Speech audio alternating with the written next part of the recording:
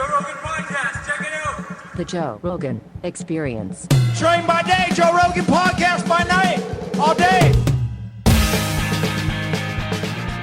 See, We're rolling? Oh, we're up and rolling. Excellent. nice. Here's a shout out to my friend Megan for giving me this nasty ass fucking liquor. Estancia. Straight out of Mexico. You can like taste the plants in it. Yeah, you can. I don't know what plants they're using, but whatever they are, they should burn them. That shit's so nasty. It's so strong. She loves this shit. She drinks it all the time. I don't know. I wonder if she's getting back on Twitter. Megan Murphy got banned from Twitter because she said a man is never a woman. Banned for life. Permaban. Permaban. That's it. You can't come after those people. You can't talk crazy. You can't say... It's a couple of, you can talk crazy, but it's a couple. I would say once you start dealing with the rainbow, Yes. you done cross the line.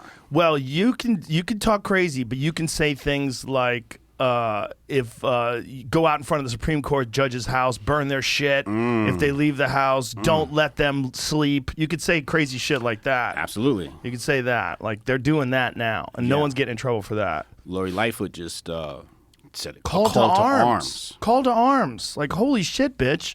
The fuck are you saying? What you are have the you saying? most violent city in this country. It's a real problem, and you're literally calling to arms. You know what arms are? Those are guns, bitch. Holy shit. Jesus, Beetlejuice. Out of all people to call Urges. to arms. Call to arms against the Supreme Court. That is so crazy. Out of Now, all people. here's the thing. Do we know for sure yet whether all this leak is factual? Has that been... The leak is factual, but there's other things that can happen that would stop the Roe versus Wade power being of that. overturned? Yeah. Dark times. I have Jesus. It is. We are in some of the darkest times, man. Strange, right? Yeah, I haven't looked into the leaks. I haven't really cared to. I usually just wait for somebody like Jamie to be like, yeah, it's real. All right, cool. Yeah, Thanks. exactly. I'm too busy doing other things. But the Roe v. Wade has been a very interesting conversation. I've been following it a little bit, covered it on my YouTube channel. Yeah. Yeah, it's kind of just sick though, right? Like, you got people saying that like the right is bad and all this other stuff, but they're advocating for the death of babies. It's just like, Yeah, it's like we're calling it a woman's right to choose. And it is a woman's right to choose, right? It is a woman's right to choose whether or not she has an abortion. But then, like, how long into the term are you cool with it? right. That's where it gets weird. Because, Yeah. like, nobody wants to talk about that. Like, I'm like, it's a cluster of cells and you take a plan B and it's gone, everybody's pretty cool with it. Yeah. But you get to, like, 5 months. Yeah, it's moving around and stuff. It's got hands. That's been one of the hardest things for me to wrap my mind around, right? Like, so this is a question I asked and I'll ask you, right? Let's say you're governor of Texas or whatever, right? And a woman wants a late-term abortion, okay? Yeah. Are you going to incarcerate or charge her, charge the doctor, or allow them to just do what they want and be free? What would Joe Rogan do? Joe Rogan does not want to be governor, first of all, because Joe Rogan does not want those kind of responsibilities. Right. I think that's a fucking super complicated issue. And Right. I mean, someone said this to me the other night. One of my friends, he's like, they were talking about abortion in cases of rape, and he goes, "Well, if your father's a piece of shit, does that mean that you should die?" It's like the child did not ask Yeah.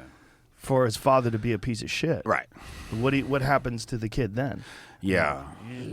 It's very hard. Like, I can't come to a conclusion on it, right? So I think to answer that question, I'm saying if she wants to have a late-term abortion, she should go ahead and do it, right? That's my stance. Mostly because I lean more on the anarchist side of things. Also because I study history, right? So you think about, like, Spartans, right? Spartans, if a child came out and it had a defect, this is just take it to the woods. Yeah, they took it to the woods and tossed it or tossed it Yeah. off. You know what I mean? And I'm thinking to myself, like, this is a form of eugenics. This is a form of, like, cleansing your race, whatever. and it's gonna be quite controversial, but I'm a fan of it. I don't know if I'm allowed to say that, but we are human beings, and we are here to preserve life, and we are here to preserve life for our tribe and for our people. And it's like sometimes you have to make decisions that are long term, right, for your people to make sure your people survive. So I'm like, do we want another blue-haired liberal running around?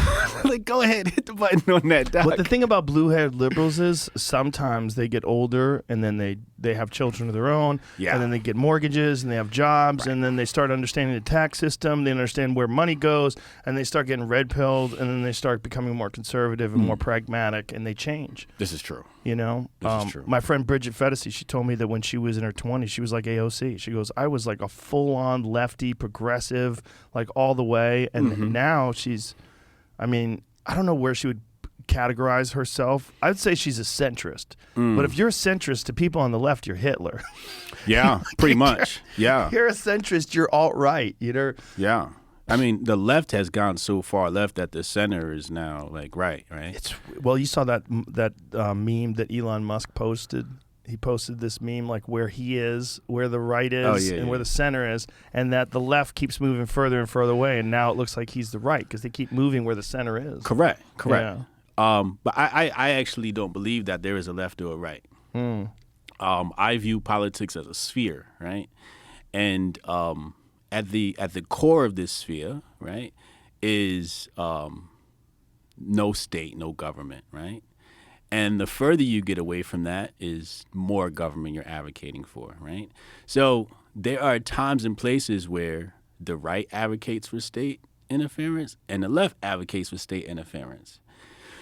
So it's like a measure of how much do you want the state involved in your life and when and where, because everybody chooses a place. Like, you know, the right is like, yeah, ban abortions, right? And it's just like, okay, so you're partly a statist. Right. You know what I mean? Yeah. And then the left wants like welfare, blah, blah, blah. Okay, so that's where they want status. So it's just like, what degree of state do you want involved in your life? And then how much of it and in when and where, right? So it's more of a sphere than a left or right thing. There really is no left or right. That's a good way of putting it, because that is true, that there are times on both sides from both parties want the state to step in and take care of business.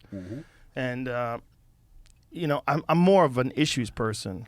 I used to think of myself as like left wing, but as time goes on, I think I'm more, it's like there's a lot of things on the left I don't agree with, but most things I do. But it's issue to issue. And the problem is people subscribe to all of the things that their tribe subscribes to. Bingo. So if their tribe is like pro Second Amendment or pro women's right to choose or pro illegal immigration, like whatever it is. Yeah. If your side says that, you start chirping, burp, burp, burp, you start just saying exactly what your tribe wants.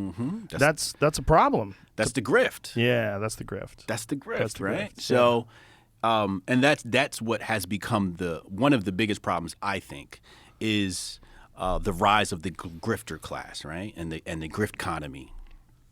And basically, what happened was, at some point, in order for people to take you serious, you had to have a certain amount of education on a matter, some sort of grasp of the topic, politics. You had to be smart, right? Now it's just like all you have to do is know the talking points, and you can get a huge following and become an influencer and influence people's decisions and get hired by politicians and people, da da da da. Yeah. So, you know, before it was like the politicians were the grifter class, or, you know, the the media, right?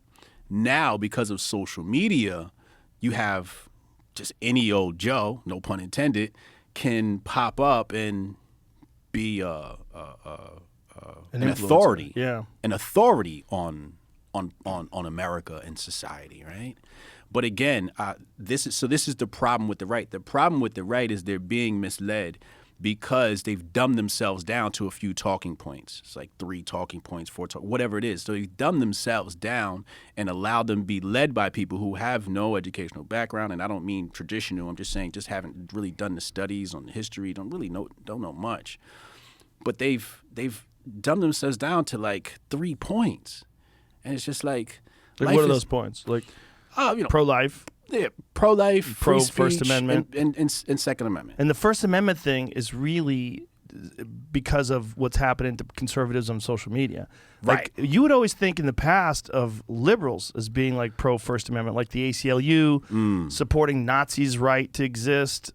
You know, like that was back in the day, in the early days, like Jewish lawyers. And they were supporting Nazis' rights to protest and exist because they were saying, look, free speech is an absolute thing. It means you want free speech for people who you absolutely disagree with, who you don't like, you disagree with them, but you think they should have free speech. Yes. Which leads us to this Trump thing, because Elon Musk is talking about getting Trump back on Twitter. He's like, Is he? Yeah, he said he should absolutely be allowed back on Twitter. Absolutely, I believe so. Yeah, and he said that it was outrageously stupid, and it was morally wrong to ban him from Twitter. Yes. And so they were questioning him. They're like, what if, someone incites something? He goes, well, maybe a temporary ban. Like, he's a free speech absolutist. Yeah, that's beautiful. My thing is, when people talk about free speech, usually they're referring to the Constitution, right? And remind me to tell you how I've rewritten the Constitution. You rewritten it? Yeah, I rewrote the Constitution. Okay. Yeah. We'll get to that. We're going to get into that. But free speech, right? Okay, we understand that there's free speech that is protected by the government. Right. That don't matter. The speech the reason why speech isn't free is because of your cohort, your friends, your cronies, the left, whoever. These are the people that are destroying free speech. Free speech ain't free. It's going to come at a cost, right? So, for example, like people pop up with like these free speech social media platforms, right? And it's just like, Right. It's technically not a free speech social media platform because if I go on that platform and I say something crazy, somebody's still going to pick that up and get me fired from my job. There's still going to be consequences no matter where I go on the internet. People can still see what I say. Yeah, but free speech doesn't mean freedom from consequences. It just means you have the ability to express yourself. That's what free Correct. speech is. Correct. The thing is, like, what should your boss be able to fire you for? Like, that's where it gets slippery, because there's certain things that people can say, like example, like, what if you said, I don't think January 6th was one of the worst things that ever happened to America. I think it was a bunch of fucking morons who believed in QAnon, who rushed to Capitol and took selfies, and is largely idiots with a few dangerous people mixed in with it. Yeah. You get fired for that. Wow. You could get fired. If you worked for some Right. super liberal tech company, Yeah. they would go, well, you do not align with the values of our company. And you're like, but I'm just saying, this is my opinion. Right. I see those guys, like that dude with the fucking buffalo helmet on, that retard with the face paint. Yeah. Like that, The that Viking guy dude. is not dangerous. He's No. an idiot. Yeah, he's a That's- troll. Yeah, he's a silly person who believes dumb shit, and he's gullible, and he lives with his parents, and he's a grown-ass he? man. Yeah. Grown-ass man. But that's what you expect Right. from a guy like that. You Yeah. expect, okay, this guy is not a... Listen, man, if you got a wife and kids and a job and a fucking mortgage and a bunch of shit to do and you got goals, you don't have time to go to the goddamn Capitol That's and put true. a buffalo helmet on. That's true. That's dumb people. Yeah. And there's a lot of dumb people. So Yeah. if you can talk dumb people and, you got to go there and take what's ours, like... Yeah, that's inciting. Yeah, that guy's an idiot. Yeah, he should be in trouble. Everybody should be in trouble. You shouldn't do that. Yeah. But to say that is like World War II, that's like Pearl Harbor, or that's like D-Day, or that's like, September 11th, this is crazy talk. That's just a bunch of morons. Right. It's a disaster. It looks horrible. Definitely need to clean that up. Definitely should have had more security.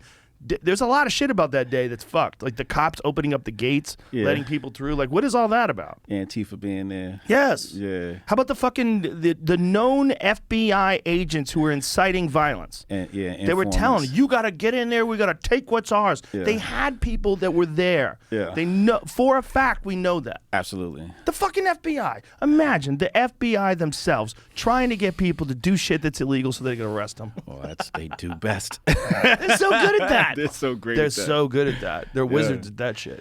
January 6th, I thought was beautiful, man. Why'd you think it was beautiful? Like the white man going to get him some freedom, as Uncle Hotep would say. I'm on my channel. I always talk about like I'm looking for the day for the white man to get on his horse, grab his musket, and just bring us back, give us some freedom again, right? Like, where's that white man? Like, it seems like we've been neutered. right? And it's just like, I know as a black man that if the white man ain't free, I'm definitely not free. But what are they not free from? I mean, what they were saying is that the election was stolen. That's what they're saying. Yeah, but right? That was the whole call to arms not call to arms, but right, that's call what to Trump action, said. yeah. Yeah. Trump was like, you have to make a strong presence and yeah, but there's a whole lot of things wrong with the state and how the federal government is playing Americans, right? For sure. From monetary all the way down, right? So it's a whole bunch of different things. But like the media is saying, like, this guy's a white supremacist or that guy's a white nationalist, and white nationalism is becoming a big problem in this country. And it's just like, wait, when, where? Like, stop it. You're lying. When You know what I Biden mean? said that, he said it was the biggest problem our country faces, bigger than Right. terrorism. Like, Yeah, he said bigger than terrorism. and right. everybody just let him. They just let him say that. Yeah, so like blatant lies. So I'm just like. So when I saw January 6th, I covered the whole thing live. Right? We had Mukhtar on the ground, and I was like, "Yo, this is great. Let's go." You had someone on the ground? Yeah, we had Mukhtar was on the ground. Yeah, Oh, that's and hilarious. we had him call in live, and we covered it. It was great. I was a big fan of it. Was there a lot of? I'm sorry, I was like, "Yo, this is like." A beautiful moment in history. I thought it was one of the greatest moments in all of American history. That's man, so January 6th. ridiculous. To me, personally, because I'm just like, yeah, get mad, Like, that's what I wanted to see. Now, it's storming the Capitol and all that stuff. Like, I don't agree with that. And some You of it was just agreed stupid. with protesting, going there, not storming the Capitol. Yeah. Yeah. Yeah. Yeah. And, I mean, some people stormed the Capitol. Some people just kind of politely walked in. Did you see Into the Storm, the HBO documentary on QAnon? Mm-mm. It's all about that. Yeah? You should watch it. It's Okay. pretty wild because it shows like who instigated and started QAnon, Yeah. and who was running the forums, who was running 4chan, and who like set up all this QAnon shit, and how they did it, and how they manipulated people, and they also focus on the very people themselves, and you get to see how gullible some of these people are. They're very simple people, and they get talked into believing that Trump is gonna like bring America back and rescue it from the evil people. All these people are going to jail, and Trump is gonna. And then when no one went to jail, you can see at the end of it, they're like, and they realize they got duped. Yeah. Because they're fairly simple people. It's kind of sad because to take someone from being like a QAnon believer who's not very educated and who believes dumb shit, Yeah. and to get them all the way out of that to see the big picture of life itself and what the real influences are and how this all is set up, it's too much of a journey for most of those folks. They don't have the Right. time or the energy Yeah. to do that. So Yeah. you're looking at these people that are just going to wait around until the next person tricks them into some stupid shit.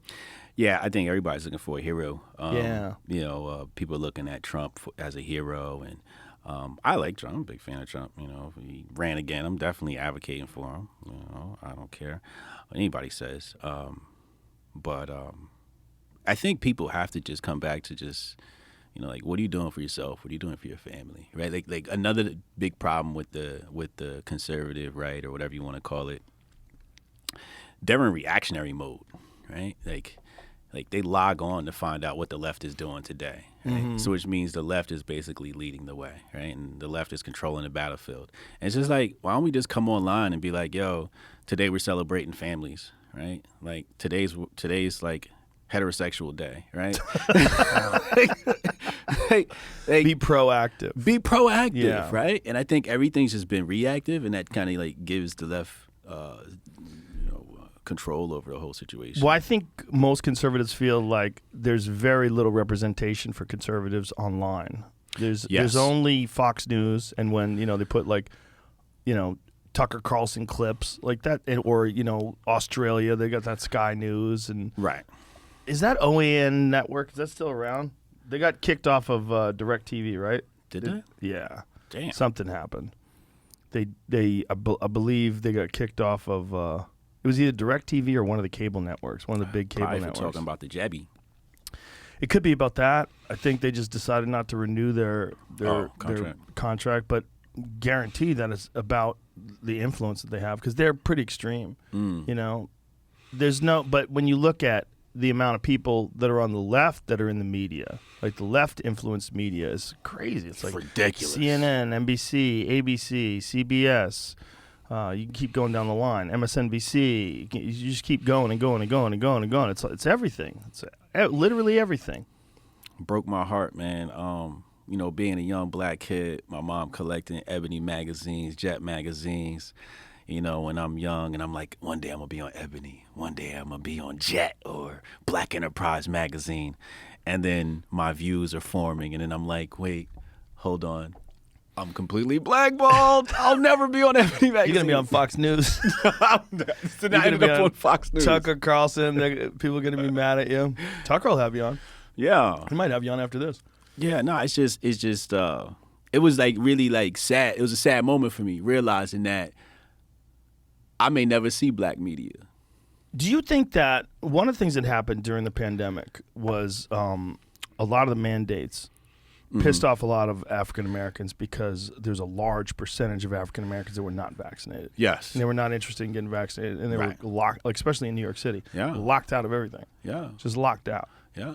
That made a lot of people go, hey, what is this? Like, what party are we in? Because Democrats, for the most part, count on African American votes because they majority vote Democrat. But like with something like that, that's one of those things that makes people tip. They're like, what are you saying? And then you hear Ron DeSantis was saying, I do not support mandates. I do not support anything that restricts your freedom. We have to protect freedom at all costs. And a lot of people are like, that guy in Florida's got a fucking point. Right. Like, what side are we on here? Yeah. Medical apartheid, man. Yeah. This is white supremacy, right? It's like when we talk about like white supremacy, so they try to say like the right is the white supremacists, but these people are literally mandating for a medical experimentation for people who have a higher rate of adverse reactions to these medical procedures, right? They're saying no to these procedures. It's still like a form of racism. Like, I hate using that word because it's like watered down now. It's a form of discrimination. It's a form of discrimination. I don't think it's racism, but it definitely impacts one race higher because there's a higher percentage of people that are unvaccinated and likely distrustful of medical procedures. Right. And then it's mandated, right? Especially if you work for like my sister, mandated, right? She had to get it. Right? Or she gonna lose her job. So think about all the black people that work in the medical industry that potentially could lost their job or had to compromise their body cavity, right? The freedom of their choice. My body, my choice. Like, no, it's not. It's the state's body and the state's choice. You don't get to make that. So for example, like when people were celebrating the OSHA, right? OSHA stance in SCOTUS, right? So, yeah, they said publicly, private companies can't mandate it. But then they said, well, if you work for the government, then it is mandated, right? So that means all those black employees that work for the government are now mandated. Well, all races, obviously. But it's just funny because black people are the most resistant to this thing as compared to all other races, right? And the Democrats are like, no, go get it. Go get it. So it's like, do they really care? Well, this My Body, My Choice is where it's interesting because it's happening right after mandates, and now it's the abortion discussion. And it's like, well, I thought you said My Body, My Choice. What are you saying? A week later. Yeah.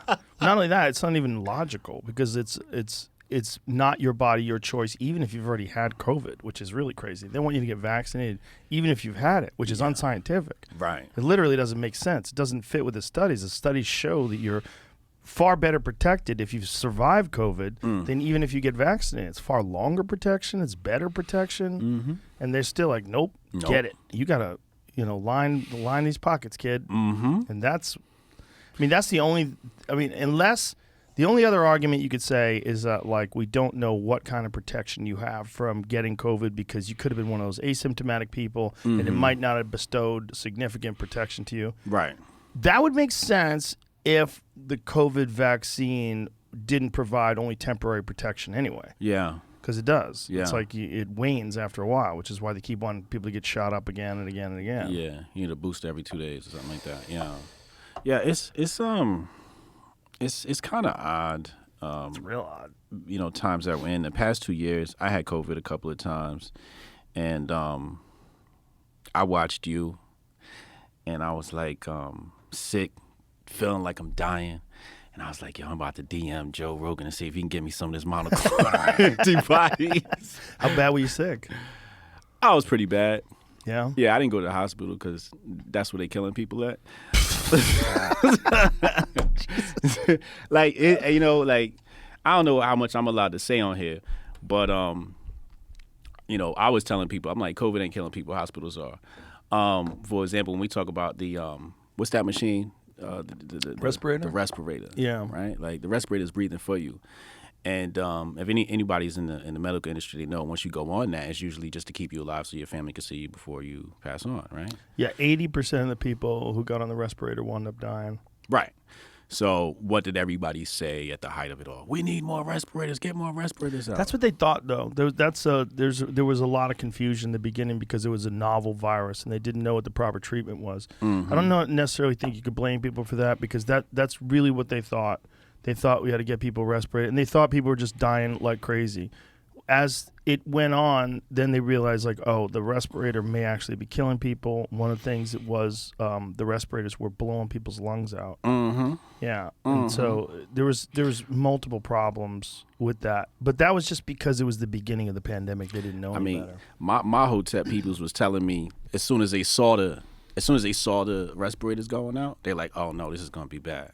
Right? Like I had Dr. Tanai Ricks on, and he pointed this stuff out about the PCR test. He's like, oh, based upon the cycles that you're running this, you're gonna get a bunch of false positives, right? And then a year later, what they say, a bunch of false positives, right? Yeah, So they changed the cycles. So when you say that you have a industry of medical professionals, right, and we're supposed to trust these people, but here I got this young black kid who's a biochemist who's telling me on Twitter and all his followers, little guy, Dr. Snodricks, he's nobody.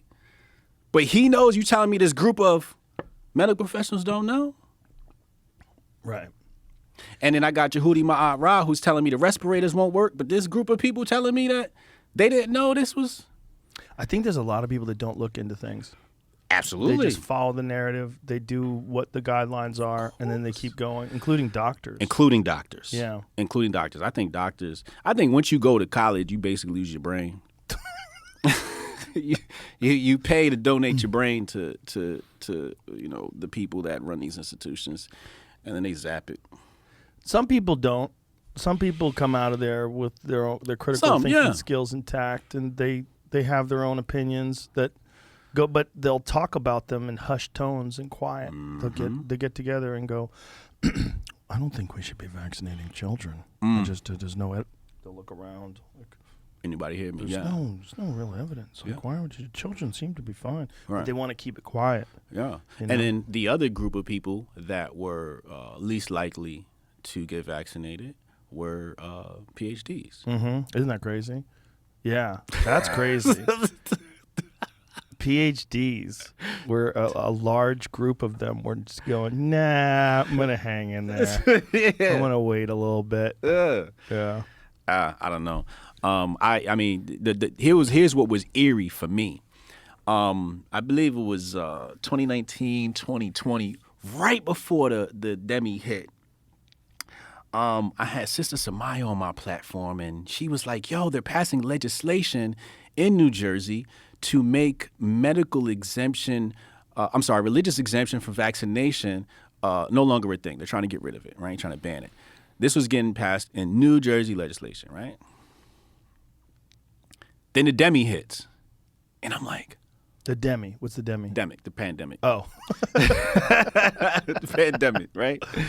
I'm used to censoring myself. Why do you have to censor yourself?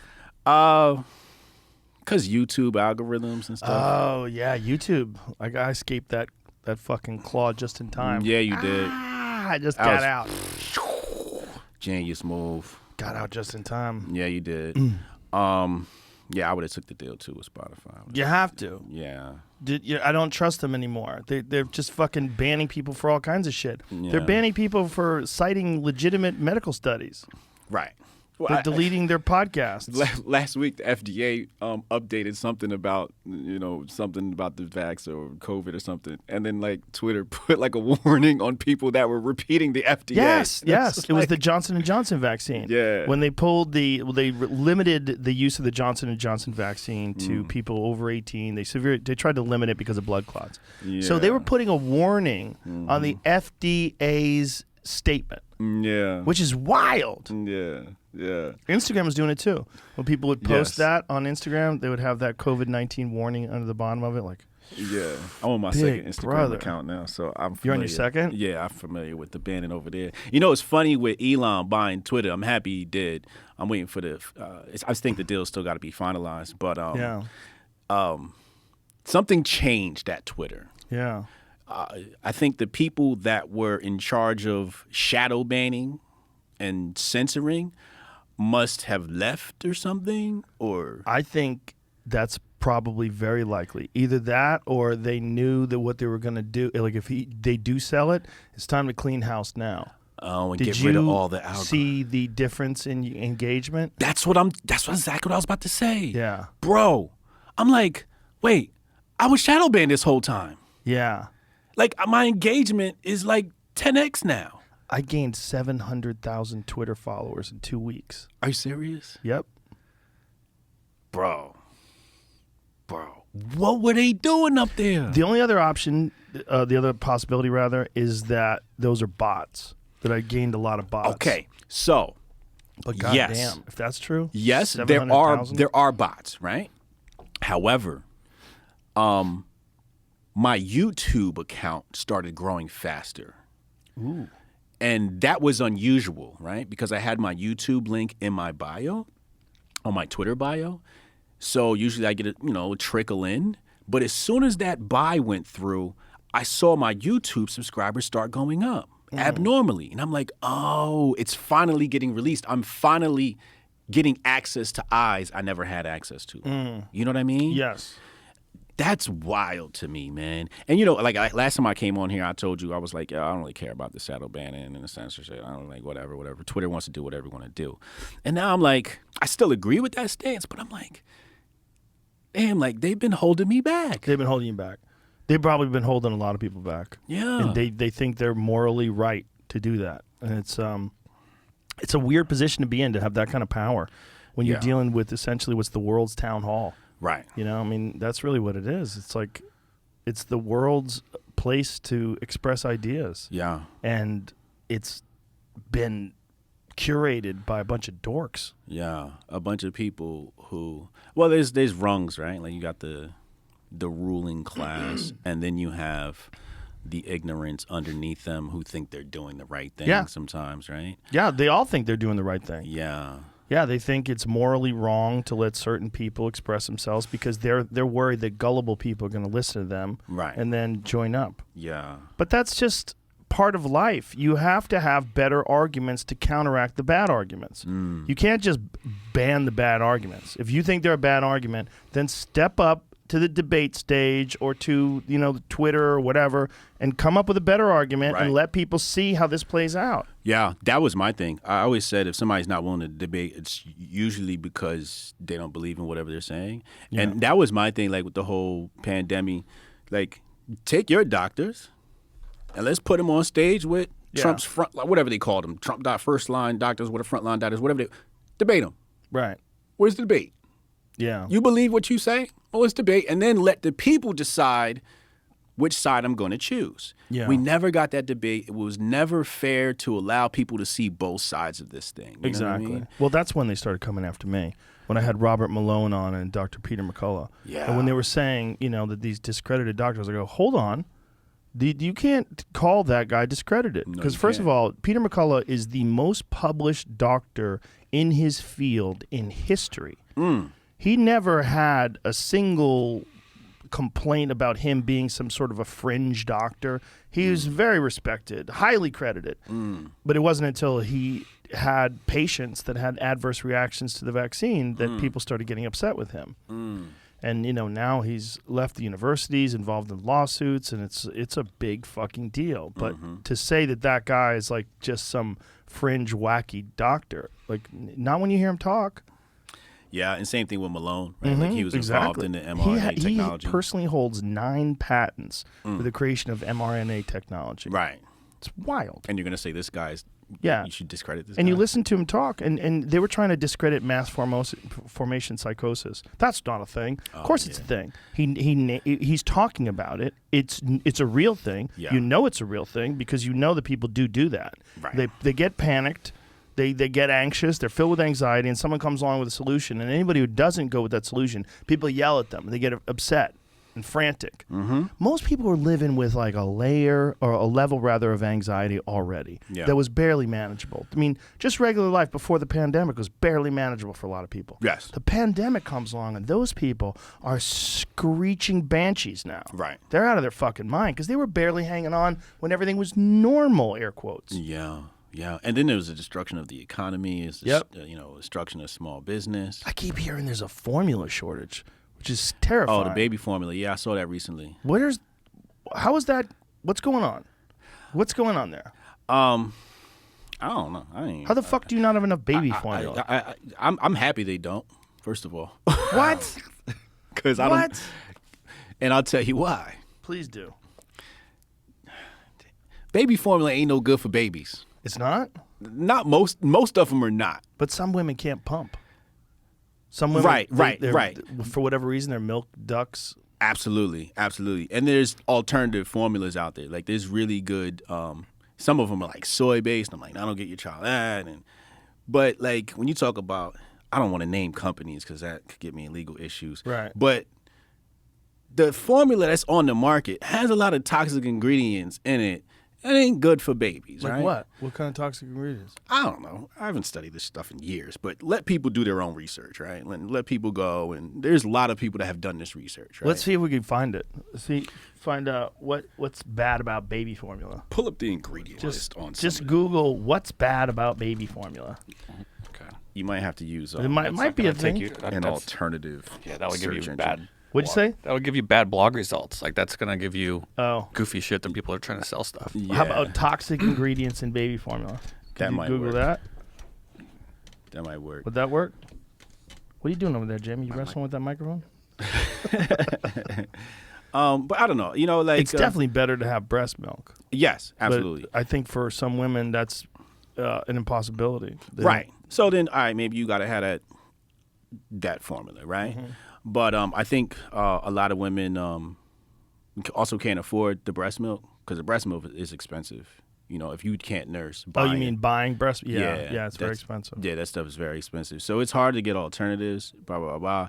And the thing is, like, there are people that are making baby formula that is, like, organic, holistic. But because of, like, FDA regulations, there's certain guidelines they got to stay within. So they can't say, oh, this is safe for a newborn, right? Oh. But you can technically give it to a newborn, but they can't put that on the label and say, hey, this is good for a newborn. You can get this stuff on Amazon, right? But there's organic, like, good baby formula out there. So they can't call it baby formula? Is that what it is? Yeah, well, What do they call it? It's like it's more, they market it towards like more toddlers. Huh. So like it's like I want to say 6 to 12 months or 12 months to 24 months or something like that. Mm-hmm. Yeah, I just had a baby, so that's why I was I see. all in it. Oh, here it is. Some of America's biggest manufacturers of baby food have not been adequately testing and removing products with dangerous levels of heavy metals, according to new U.S. congressional report. This is all part of an ongoing battle to make baby food safe. The new report says Gerber and Beechnut didn't properly test and remove these products, while Sprout Foods Incorporated, Walmart's Parent Choice, and Plum Organics were relaxed in their efforts. Arsenic, lead, cadmium, and mercury were found in rice cereals, sweet potato purees, juices, and sweet snack puffs, according to a previous report from the Subcommittee on Economic and Consumer Policy Committee on Oversight. At the time, the companies, Nature sells Happy Family Organics and Happy Baby products. Beech Nut, Hain, Earth's Best Organic, and Gerber agreed to the subcommittee's previous request for investigation. The subcommittee also reached out to Walmart, Campbell, and Sprout Organic Foods, which did not allow the investigation. Those companies later began cooperating. Yeah, that's what I was talking about. Right. So there's toxic baby food lawsuit cases for Right. parents at the bottom there. Interesting. Yeah. And then then you see the ADHD autism situation popping up because of the heavy metals, neurotoxins. Yeah. Right. For parents who have bought food from any of the brands and have children with autism and attention deficit hyperactivity disorder, both autism and ADHD have been associated with toxic metals. Yeah. So when I saw this story pop up. So in the back of my mind, I'm like, good, right? It's like in some ways it's bad because the baby needs something, right? It needs something, Right. But in another way, I'm just like, it's catch-22. Why is there a shortage? Why? Well, Google that. Why is there a baby food shortage? Yeah, I thought it was because of Is it the Putin price hike? I thought it was because the Here it goes. Wow, look at that. 40% of baby food formula out of stock. Thread on infant formula shortage situation, which feels like a slow-moving train wreck. First, retail stock has been rocky for months. It was already bad over the holidays. Then a big recall plus plant shutdown in February made it worse. Oh, so it was a plant shutdown. Oh, that's right, because the plants have been burning down. You saw that? Yeah, I did. That was like food production plants. Yes, food processing Yeah, plants. why is that happening? But man, if it's a good time to be a conspiracy theorist, It's a great time. because you got a lot of fucking ammunition. Yeah, I tend not to look into this stuff. It's probably because it gives me anxiety. Yeah, it gives me anxiety too. That's why I need weed. I need this Mike Tyson weed. They say Abbott Nutrition recalled with the contamination after. I'll hit it. That's the Mike Tyson weed. Oh man. It's dangerous. Oh boy. Possible contamination of several infants got sick and 2 died. Whoa. Abbott Nutrition recalled and withheld some of its baby formula product due to concerns about possible contamination. Fuck. All this stuff is terrifying, man. Just when you hear talk about, about food shortages, they keep saying food shortages are coming. Yeah. And people are saying food shortages are coming. I'm like, what? Do something. Yeah. How do you know it's coming? Yeah. Where's the food coming from? What is causing food shortages? Can that be fixed? Seems like you should fix that. Yeah. We're giving all this money to Ukraine, which is great. Save the Ukrainian people. But shouldn't we be fucking fixing our food shortage with that money? What are we doing? What did Lenin say? Lenin said about Marxism. He said something like, oh man, it was like this evil quote from Lenin that basically like was completely inhumane. I forget the exact quote, man, but like when you're dealing with Marxism, like Marxism is designed to demoralize and destroy a population, right? And so if you look at like the Holodomor or Holodomor, like that's like massive famine throughout Eastern Europe, right? So like when I see like the food shortages and I see Marxists running around in America, I'm like, oh, okay, this is the same play. Like I always tell people, I always say like the most important thing you got to study in history or Western history is the Russian Revolution.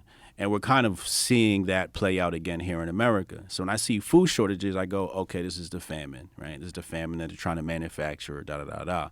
And then, one of the enemies of Marxism, obviously, is the middle class, right? So, like, they want to attack the middle class and da-da-da-da. But the idea is to squeeze us, right? And destroy us and then present themselves as the solution, right? Yeah. That to make themselves like seem necessary, right? Right. That's really what the play is. It's evil, but it's intelligent at the same time. Because if you're worried about food, how can you Right. talk about the Fed. Yeah, you don't think about anything but food when you're running out of food. Right. And it's really easy to get other things done. Yeah. Get people to, like, we can get you food, but we need to get you onto a centralized digital currency where we can ration the amount of food. Because there's a lot of people out there that are hoarding food. Yes. We have a hoarding food problem. Yeah. Yeah, right. That's what they'll tell you, right? That's what they'll tell you. And Yeah. then they'll tell you, but Hotep, if you just sign up for our digital currency and you get on that, but you can't go on vacation, though, because we saw some things that you said on Twitter. So you have to clean up your social profile. So maybe some good positive tweets Yeah. about the government. Yeah, they'll limit your wallet. You're talking about the CBDC. Yeah, Yes. well, that's what they're doing in China. In China, Right. they have a social credit Social score. credit score, yeah. And they attach that. If they attach that to a digital currency, like a centralized digital currency, Yes. then they can choose what you can and can't spend your money on. Like, you want to buy a new house?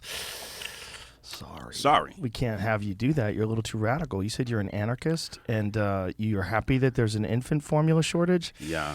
We heard you on the podcast, and Sorry. Right. Yeah. You're allowed to have staples. You can have rice and beans for the next couple weeks. Mm-hmm. Like, if Right. we get to that place where the government literally can tell you, like, if That's they where have it's going. Yeah, because most people they're not going to do it to. And so most people aren't going to complain. Most Right. people are going to be able to get whatever they want. Everything's going to be fine. But if it's just a few political opponents, a few loudmouths, a few problem people, and they shut them down, no one's going to say shit. Yeah. Yeah. I mean, it's just like they just create chaos, right? They just want to like disrupt everybody and just create chaos, keep everybody, like I always say, distracted, right?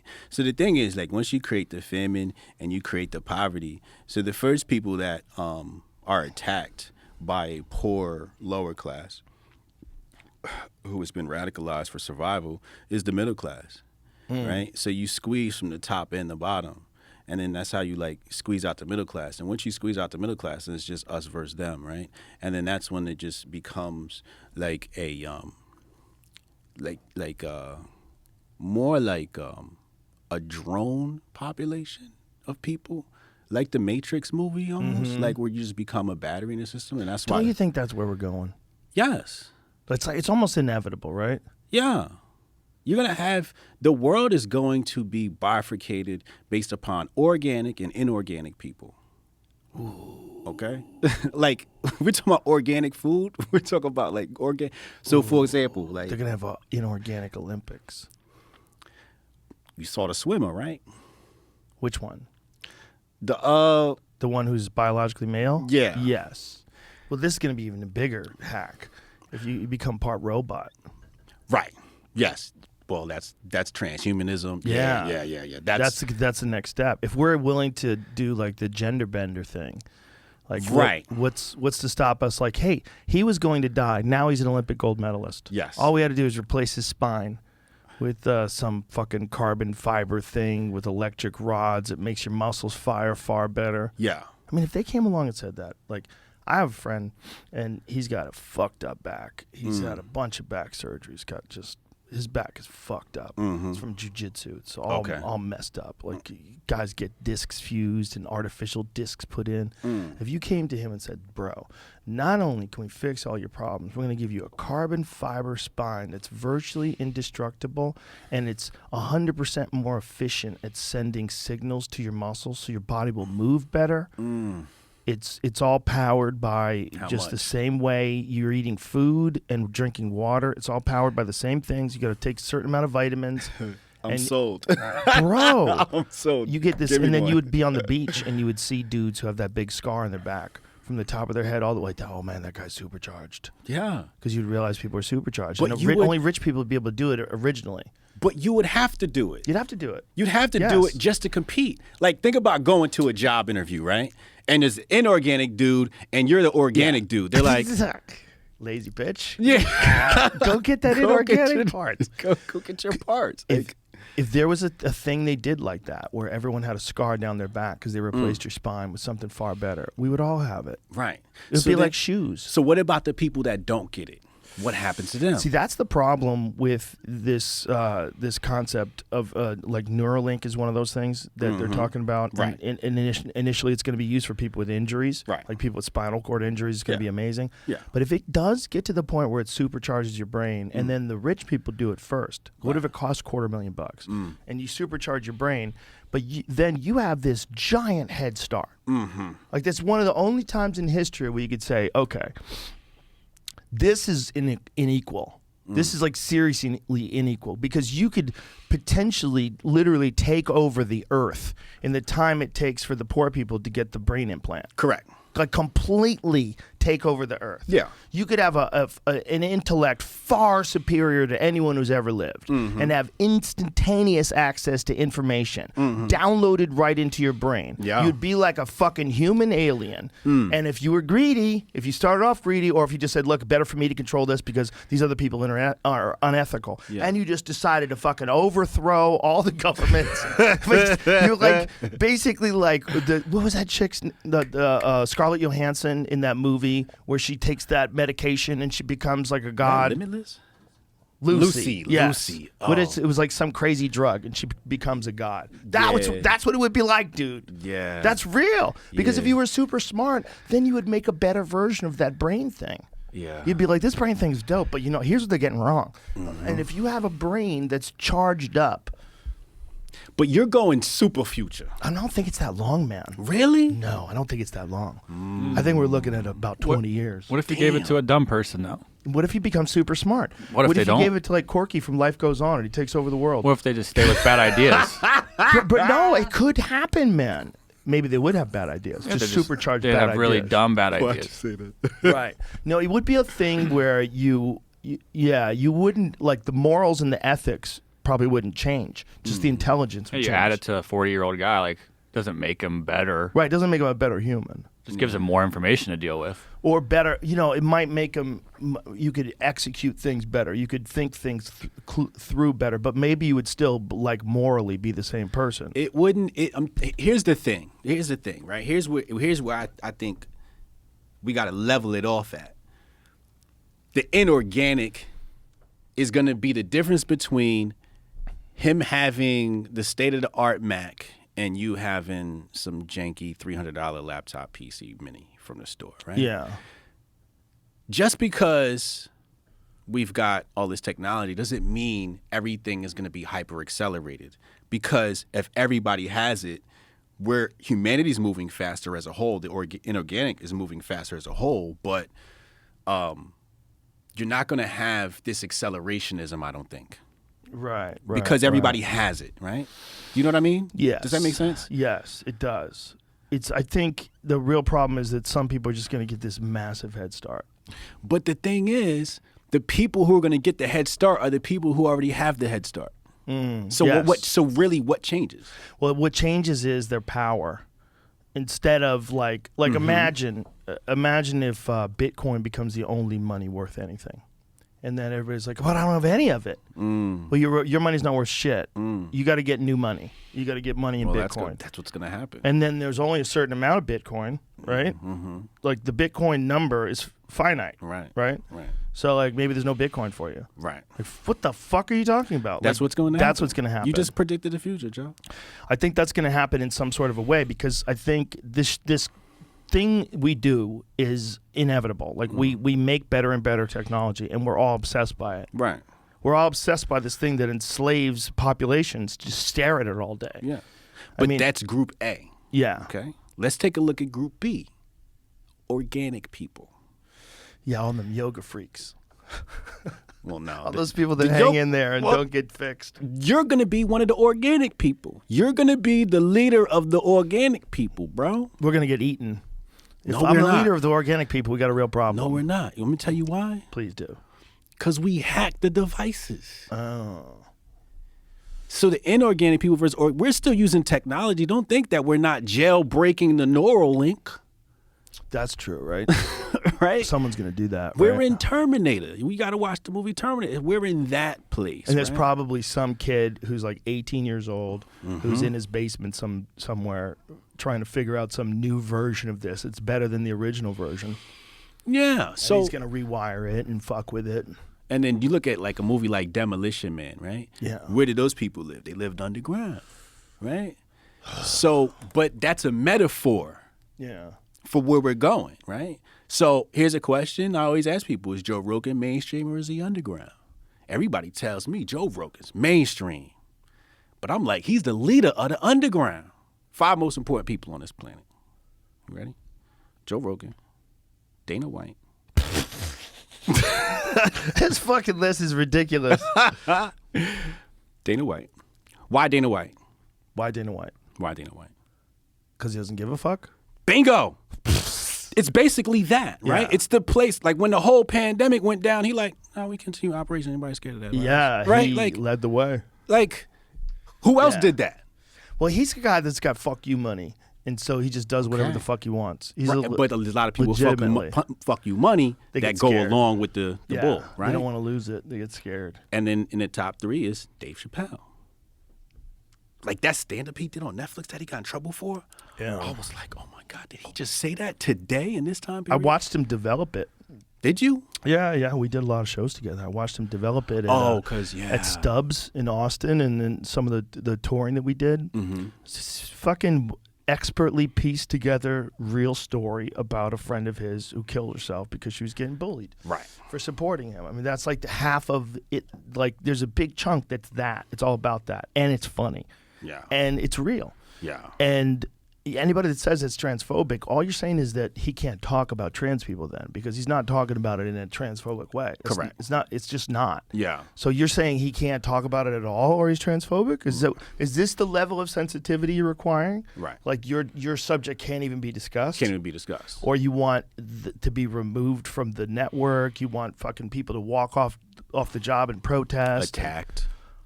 They attacked them like last week. You know what I'm saying? But that poor kid was mentally ill. The guy who rushed he? him on stage, yeah, he's mentally ill. That's sad. He's a homeless guy, and you know the problem there was the security. You know, how the fuck did the dude get that close to Dave Chappelle? That's ridiculous. Yeah, he should have never made it to stage. No, you got to have better security. Yeah. But it's just this Will Smith thing opened up the door for smacking comedians. You know, the Will Smith thing was funny. I was on Willside though. Were you really? Yeah. That's ridiculous. But how could you support that position? What did he say? He wasn't even bad. Well, when I say support Willside, I don't mean supporting Will. I supported the idea that somebody got smacked at the Oscars. Right. That to me was special.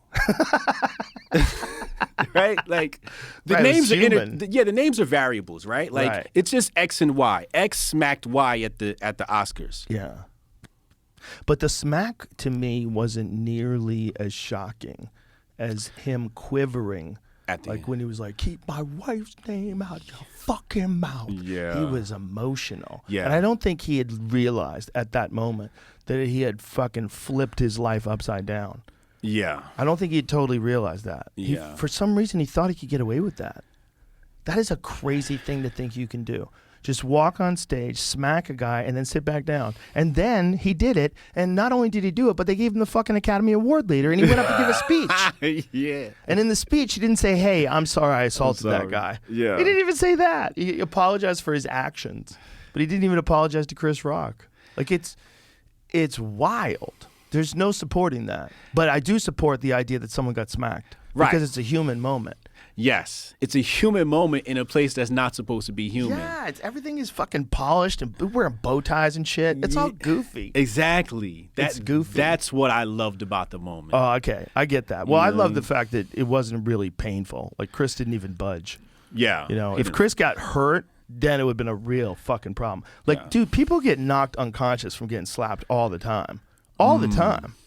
All the time. Like those smack contests? I'm not saying that he smacked him with that kind of force. He did not. But what if he punched him? What if he punched him like that? What if he didn't punch him hard, but he punched him like that? Yeah. Like if you just walk up and just smack him a little bit with your knuckles. Is that different? Because it's the same thing. It's the same thing. Bro, Boss Rutan used to knock people unconsciously in pancrase with slaps. In Japan, the early days of MMA, Japan didn't have like a UFC style organization. They had a thing called pancrase.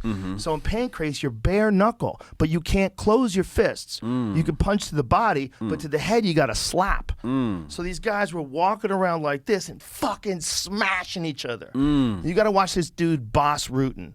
Boss Rutan, who's the king of pancrase. Boss is this badass striker from Holland, and he figured out how to pull his hands way back. His hands were super flexible. So when he was hitting dudes, he wasn't using his fingers at all. It was all palm. And he was just smashing guys with his palms, which, by the way, is harder than your knuckles. It's actually better to hit somebody like that. Yeah.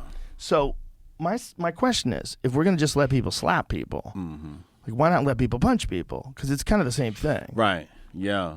Nah, you're right. This is Boss Rutan. This is like a Boss Rutan highlight. But he would smash people with his palms. So you could punch to the body, but then to the face you had a smack. And they wore shin pads and wrestling shoes. I was about to say it looked like WWE. Boss was a fucking savage. He was like the first real high-level striker that entered into mixed martial arts. Oh, yeah? Yeah, when he started fighting, people were like, oh, shit, this is like some next-level power, next-level Muay Thai from Holland. But it was smacks, okay? That's his technique. So you punched a guy. Yeah. You could knock someone the fuck out with a slap. So are you just letting him slap not that hard? Like, what's the line there? Yeah. Yeah, I don't know. I think it's wrong, right? Yeah, obviously. You're not supposed to, like... you can't be just smacking people. Yeah, you can't just be walking around smacking people, I guess. Those smack contests are ridiculous. Yeah. Where they just stand in front of each other and smack each other in the head. You realize Well, how that about people this? go out cold from slaps. Yeah. But how about this?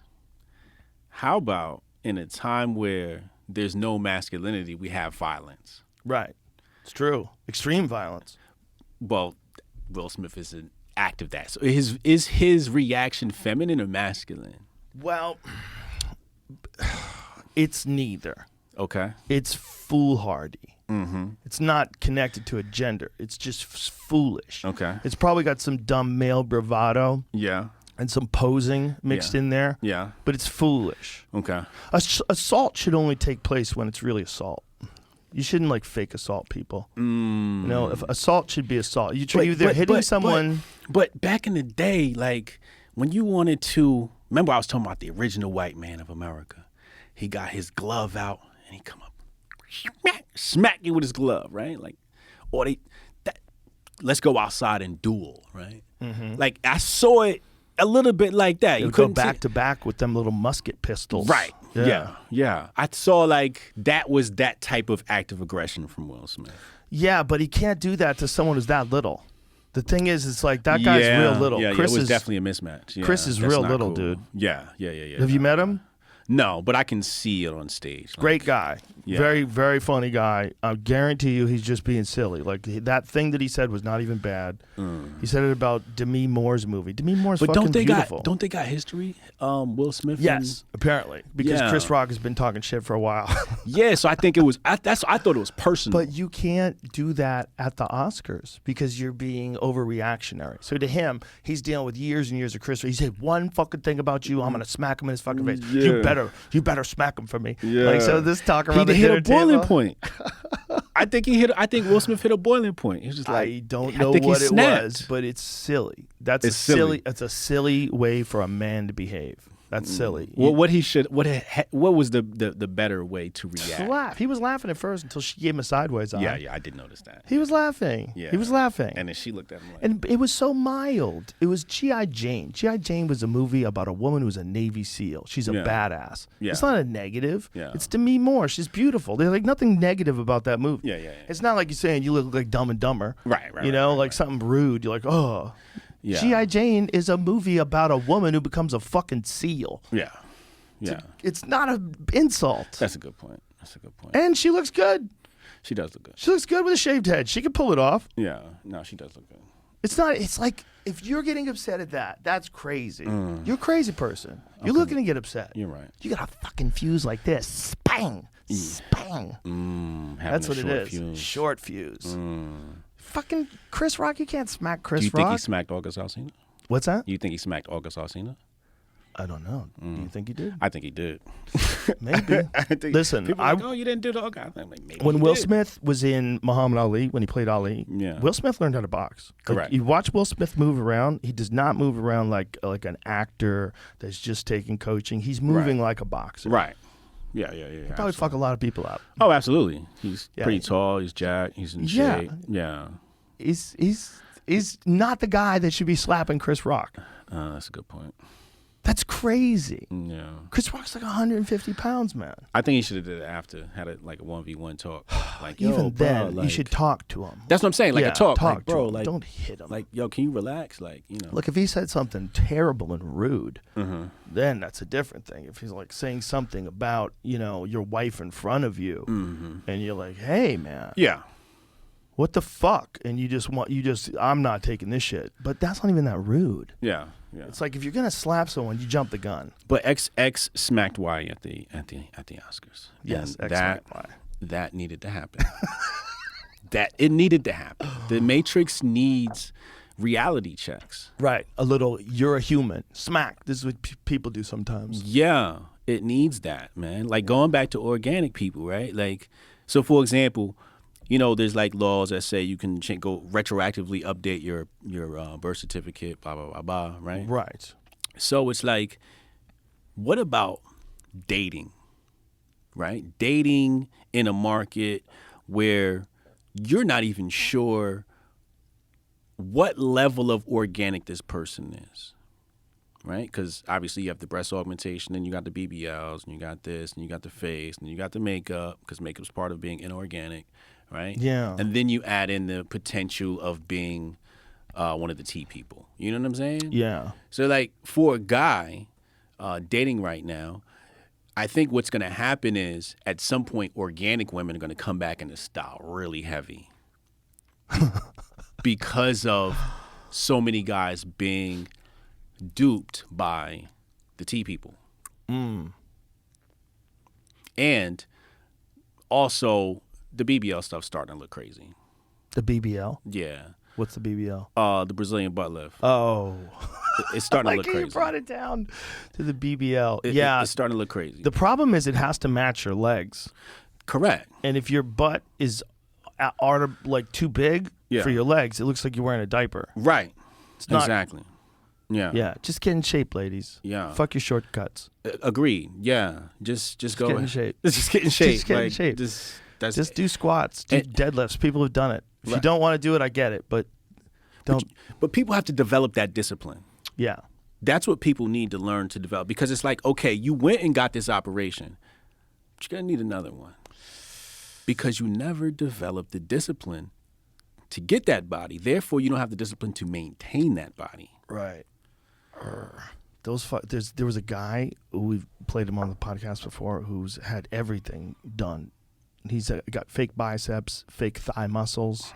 His face looks like a doll. They got all this shit in his face. He's got fake pecs. You got to see this guy. I think I know who you're talking about. What's the guy's name, Jamie? Ken doll, the human Ken doll. Oh yeah, I think I've seen that before. Yeah. I mean, this is the same thing. It's the same thing as the girls who get the crazy butt jobs. It's the same thing. It's just like you're going crazy, and you'll never be perfect. Right. You're always going to keep going. And you're going to lose your mind in this. It's a sickness. It's like you got a gambling disease or something. Yeah, it's again, people not being happy with themselves. Yeah, Oh, that there guy? he is. That guy. That's So oh that- my god. He found two friends. So this guy, you got to see him. Like, there's a bunch of videos of them doing this stuff. Like, look, they put a jaw implant in on him. Are you serious? Yeah, look how his jaw looks all Right. manly and shit. Yeah. That's because it's not real. Like, that's not really his jaw. They like added to his jaw. I think he's had how many? It was like $1 million worth of surgeries. It's like how many surgeries though? Oh, It was like a cuckoo amount. Aesthetics consultant. I bet He's he an is. aesthetic. He's I bet giving you he's- consulting. I bet he is. Yes. Oh my god. Yeah. He looks very odd. I can't look at it. Yeah. See. It's scary. But he's like, that body could have been achieved by just going to the gym. Yeah. But he's gone, and look at his thigh muscles and everything. It's crazy. Look at that. Those are artificial. So look at that. He's got these like bulging muscles in his thigh, but they're not real muscles. They're like plastic things that they shove in there. This is what I'm talking about, man. Inorganic people, man. I say, body doesn't look bad, right? Doesn't look bad. Doesn't look bad. I'm just being honest. Like, if that was natural, I'd be like, that kid looks like a swimmer. Looks pretty fit. So what I'm saying is, then you have You have a child with somebody like that, and this is what's going Right. to turn men around, right? They're going to have a child with these I don't think women. there's any worry about that guy having a child. No, I'm talking Unless about men can get pregnant. I don't think there's any worry. Clearly, that fellow. So guys are gonna have, like, remember the dude that had a baby with his wife and it turned out like super ugly like that, and he sued her. Oh, and that had was a in divorce China. I In think. China, I don't know if that was real. I don't know if it's real, but that's just Yeah. like that's just an example of what's coming. Right. Right. Like it's like for example, LeVar Ball like specifically bred his kid to be basketball players by the wife he chose. He said it. Wow. You know what I mean? He's like, yo, I chose a woman who had the DNA. I played basketball and she's tall. And right? So he which is very intelligent. I always tell Sure. guys, don't look for a wife, look for a mother of your children, right? That's what you're that's what you want to date. That's what you want to marry. You know what I'm saying? So, wait, what were we talking about? This Mike Tyson with his potent. It's ridiculous, right? Jesus We're Christ. talking about LeVar and LeVar, his right? children. So he's selecting, genetically selecting. Right? Yes. Going back to the whole abortion Right. thing and why I'm a fan of it. He's genetically selecting. Men are going to have to start genetically selecting in order for this side of the political aisle to maintain any type of cultural stability. You know what I mean? Mm-hmm. Because when everything's inorganic, that means it's artificial and it's just fickle, right? And it's not real, right? It just has nothing to stand on. There's no substance. But the real culture, right? Like that has staying power. You know what I mean? Right. This stuff is gonna come and go, right? So when guys date women and they start having, and they're like, yo, why did my child look like this? Da, da, da, da, da, they aren't going to like that. And then organic women are going to become a huge commodity But in the dating the monkey marketplace. wrench in that equation is this CRISPR technology. Who? You don't know about all that? What's that? CRISPR is, I don't know what the acronym stands for, but it's gene editing. And it's Oh, yeah. gene editing through, I think it's through viruses. I think they figured out some way to, I think, I'm going to fuck this up, but it was something in what they've recognized, like there's a component of viruses that it seems like viruses had been, I'm fucking this up already, but essentially what it is that it allows them to splice out certain traits. Yes. So they can edit, if they know that there's certain genes that can Yeah, cause yeah. like hepatitis. They Right. can. Yeah. So how does it explain it, how it works here?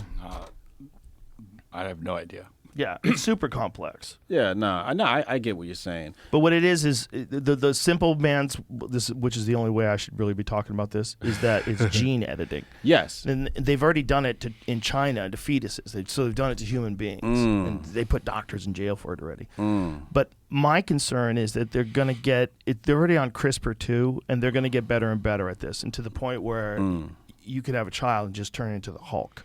Like your child could be 8 foot tall, 700 pounds of solid muscle, and you'd be like, holy shit. And your child's just walking through buildings, smashing things to the side. That's real. Damn, you just sold me you sold me a Hulk child and a cybernetic spine. And a cybernetic spine. And then, you could do all kinds of stuff in terms of brain activity. You can even induce certain states that would perhaps weaken emotional attachment but increase their ability to do mathematics. You could like dial in the brain the way you would fucking tune an engine. That's what they want, man. Well, that's what people want.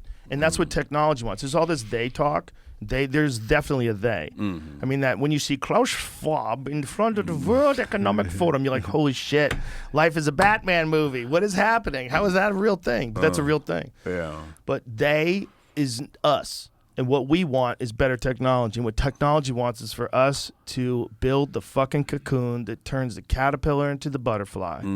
That's what it is. That's why we want an iPhone 14. That's I heard they exactly made it. the little the chin of the iPhone at the top. I've made it smaller. Need to get it. We're out of our fucking minds. We're paying for this thing to take over. We're Right. building this thing with our greedy desire to have better electronics. Yeah, the technology is taking over, like all of the Yeah. science fiction people say, right? Like the technology is taking over. It's totally happening. It's How totally come they're happening. running out of baby formula? They're not running out of iPhones. Africa. Yeah, right? Yeah. Africa. So I rewrote the Constitution, right? Yeah, you told me that. How'd you do that? Is that what the book is? No, this is the Patriot Report. This isn't me rewriting the Constitution. This is me basically exposing like why the Constitution's bullshit. Why is the Constitution bullshit? The Patriot Report. So basically, the way I look at the Constitution is like the first like communist document. How's it a communist document? Oh, because communism, centralization of power, right? Right. And basically, what you had is obviously, the Federalists versus the Anti-Federalists, right? So the Federalists, they all want all these states to be under one power. There's consolidation of power. You got consolidation of power.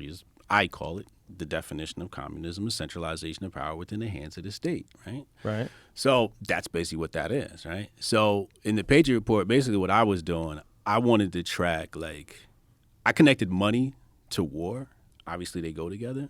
So I noticed that every time a war popped up, like, there was a central bank that was like a necessity, right? So I basically tracked all the central banks of America, right? The North American Bank, First Bank, Second Bank, so on and so forth, all the way through to the Federal Reserve, right? And what I noticed was, like, people like Alexander Hamilton were tripping. In what way? Just like the advocation for a central bank, right? But like really, like so they're arguing over, I think it was Article 1, Section 8 of the Constitution, right? And he sees it one way and Jefferson sees it another way, right? So the Constitution comes down to interpretation, right? So if this argument is happening with Alexander Hamilton and it's happening with Jefferson, this is early America, like at what point did we really have a chance, right? If you had the First Bank of America is basically practicing embezzlement, right? Like the First Bank of the United States is run by Robert Morris, and Robert Morris is basically appropriating funds out of the very first central bank for the United States government. So I'm like, this country's been like bought from the very beginning. You know what I'm saying? In all fairness, though, wasn't that a radical idea to even separate from the idea of kings and subjects? No. It wasn't? It's a terrible idea. No, but it was at the time. In 1776, it was pretty radical. Oh, The yes, it idea was of radical. Leaving, and also you had to fight for it. Right. Because, there was a revolutionary war. So, again, going back to Russia, right? What happened with Russia? Russia was had a monarchy. Right. And what came? A democratic republic. Well, what is the United States supposed to be? A democratic republic. Mm-hmm. These are Bolshevik communists overthrowing a czar monarchy to install a democratic republic, or they say democratic socialism. You see what I'm saying? Yeah. What is that? Centralization of power within the hands of the state. But a monarchy is still centralization of power, except it just comes down to one man and one family. However, I believe that happens to be better than a democratic republic. Okay? Another story for another day. But that's basically what that is, right? So when I look at the Constitution, I say, okay, so what's wrong with the Constitution, right? The first problem is it centralizes the power within the federal government. The second problem is it's too damn long. So I rewrote it. What'd you edit out? What parts? I'm gonna read it to you. Okay. Really? Leave me the fuck alone. I like that. Done. That's pretty good. Done. That's all it needed to say. Once you started, again, attorneys, you give attorneys words, they'll mince those all day. So the more you add on, it just turns into Animal Farm. They just start amending and interpreting and amending. Yeah. How do you misinterpret leave me the fuck alone? What's fascinating to me is the reluctance that people have to objectively address the Second Amendment. Just look at it for what it really is. Though, well, the Second Amendment was made back when people had ARs. They'll say all kinds of crazy things like that. Yeah.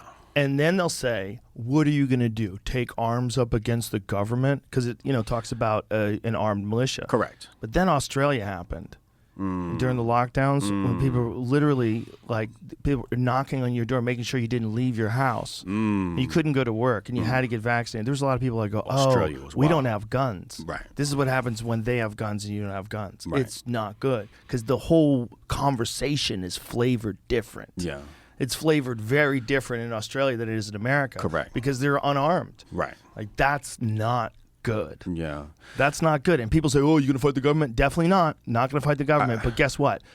The government kind of needs to know that the people have guns too. Because when they're the only ones with guns, it's a fucking squirrely time because we have to rely on their ethics and their morals to be kind and just and fair and not be influenced by profit. Yeah.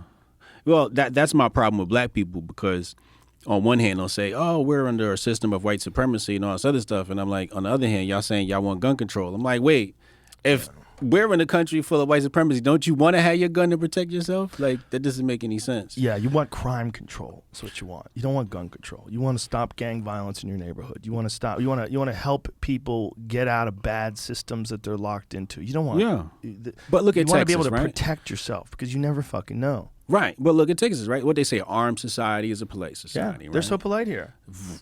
Exactly. Super right? polite. Yeah. Yeah. You go to Jersey, and everybody's an asshole. You know? Yes. In Chicago, people are a little rougher too. But a lot of people are armed illegally in Chicago. Mm-hmm.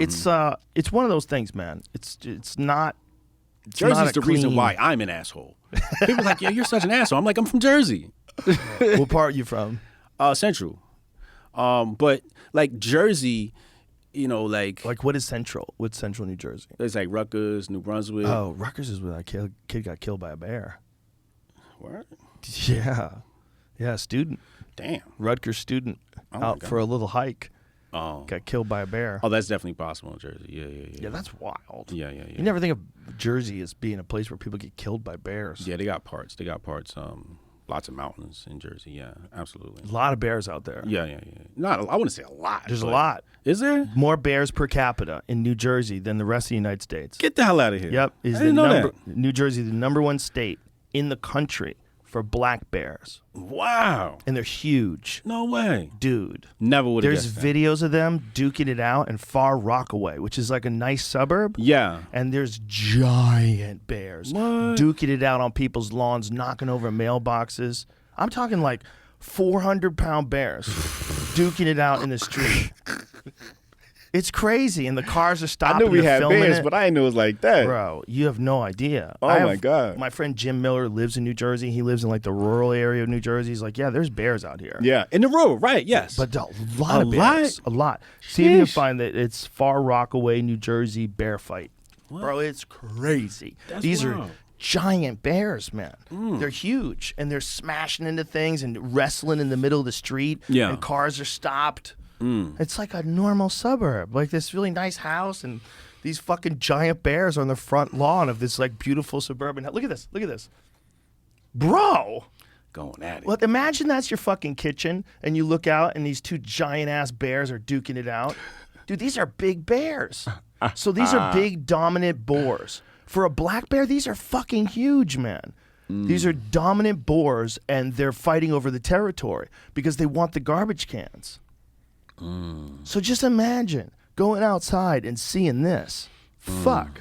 So this goes on for like fucking 10 minutes, and they spill out into the street, and then cars. See if we can fast forward this because it keeps going, and they give me some volume too because they growl at each other and shit. Look, so they're out in the middle of the fucking street. Cars are stopped. Look at the big chunks of fur flying off of them. They going at it. Yeah. Like, these are big fucking bears, man. You can see it when in relation to how big the car is. These are very big bears. Yeah, that's a big-ass bear. Fuck that bear. Fuck that. Fuck that. That's in your neighborhood? And the reason why is because they made bear hunting illegal in New Jersey. So the governor, in his infinite progressive wisdom, decided, when I get into office, I'm going to stop them from killing Yogi. Poor Yogi, leave him alone. You see what I'm saying? Yeah, they've ignored the science of wildlife management. Yo, progressives are terrible, man. Well, guys like him are terrible. Those kind of ideas are terrible. When you don't look at wildlife management scientifically, right, you get dangerous situations like giant bears fighting in the middle of your fucking street. Right, you don't want the population to explode, and you put children. And not only that, there's no fucking cap on it. There's no predators, so it's just going to keep going. Yeah, we're their only predator, right? That's it. Yeah. Or grizzlies. Either we bring in grizzlies. What the fuck are we going to do? It's so crazy. Damn, that's wild, man. A guy got killed yesterday in Alaska, a soldier. He was on some sort of a training thing, and he got killed by a grizzly bear. What? Yeah, dude. Man, that's Fuck unfortunate. bears. Yeah. Fuck bears. That's why I don't do all that extra stuff, man. Fuck bears. Bears scare the shit out of me. Do they? Fuck yeah. Yeah. Yeah. Not like cats though. What? Cats, big cats. Oh, like You ever- tigers and stuff? Yeah, you ever? Well, just like a mountain lion. You ever lock eyes with a big cat? Mm-mm. Not fun. Scary. It's a bad situation. Oh, because you're out there hunting. Yeah. I've only seen one where I looked in his eyes, and that was from a truck. But it was only about 30 yards away, but he was huge. He was really big. Mountain lion? Big mountain lion. Yeah. Like, I mean, like more than 170 pounds. He was big. Big ass head, like a pumpkin, giant forearms, and it just looking at you like this. How far away? 30 yards.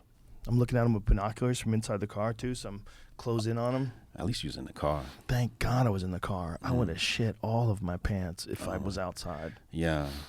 My homie Donovan, he wants me to come out there and go hunting and all that stuff. And I'm like, Hotep don't take chances.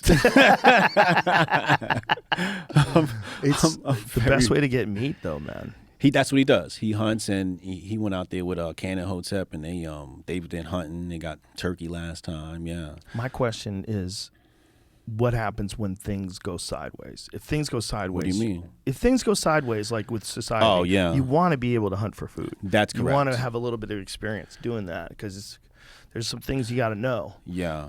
I'm gonna just go vegan. Like Canelo Alvarez. We'll trade. I'll get some. I'll get the garment and permaculture thing going. You hunt. We'll swap. Yeah. We'll just Sure. You can Yeah. keep your vegetables. I barely eat them now. trade. You don't season your meat. No. I mean, I Pause. put pepper and salt on meat. Oh, okay. That's no. basically You it. don't eat any salad or nothing. No fruit. No, I eat fruit. Well, there you go. We're gonna I have some eat fruit for you. Okay, fruit. Yeah, we're gonna have some fruit. Beautiful. Okay. Fruit's actually what you want. Yeah, I think so. Yeah, fruit's really good for you. Like Yeah. a lot of people, they go like vegan and they go vegetable, and like Mm-hmm. vegetables are more like when you're feeling under the weather. Really, what you want, or after you had something bad, because it's very alkaline. But really, what you want is fruit, man. Fruit Yeah. is good. It's hydrating. I would say if I went back vegan again, I'd probably go frugivore over anything. Frugivore. Frugivore. Yeah. You know, they say that eating shellfish, like specifically like clams and mussels, that you get animal protein, but they're so primitive that they're like actually less primitive. They're more primitive than plants. Like plants are a more sophisticated organism than like mollusks. They don't feel shit. They don't even know they're alive. They're just like a bundle of meat. It's like free meat. No way. Yeah. Like a clam has no heart, no soul, no, just scoop those fuckers out and eat them raw. Yeah. Oysters, fuck you, oyster. You ain't doing shit in here. It's free meat. It's free meat. It's free meat because it's like karma free meat. What are the benefits? Oh, there's a lot of benefits to animal Yeah? protein. Yeah, there's a lot of But benefits. I mean specifically the oyster protein, or Well, I mean, I don't know what the breakdown would be, Okay. but it's got to be. Definitely, it's an animal form of protein, right? So you get your B vitamins from it, and Yeah. it's probably more bioavailable than some plant-based proteins. So there's definitely good things in that, but there's also bad things with eating any kind of seafood at this point in time. If you eat it over long periods of time, like that's a big part of your diet, you can get heavy metal poisoning. correct.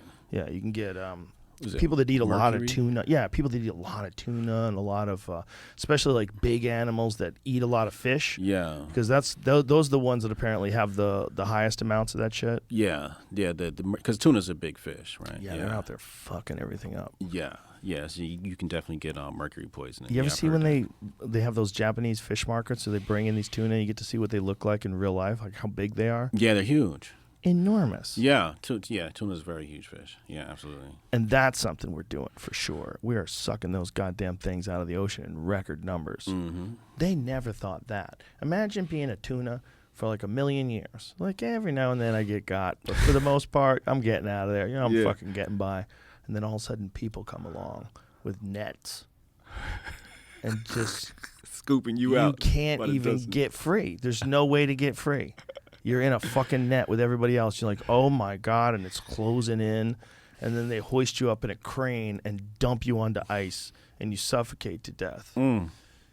That's a wicked way to go. You out. get pulled out of your world into a world you didn't even know existed. A world above the water. Like, what kind of parallel dimension, nightmare horror movie is it for a fucking tuna to get captured in a net and then cranked up on a crane and dropped into the belly of the boat?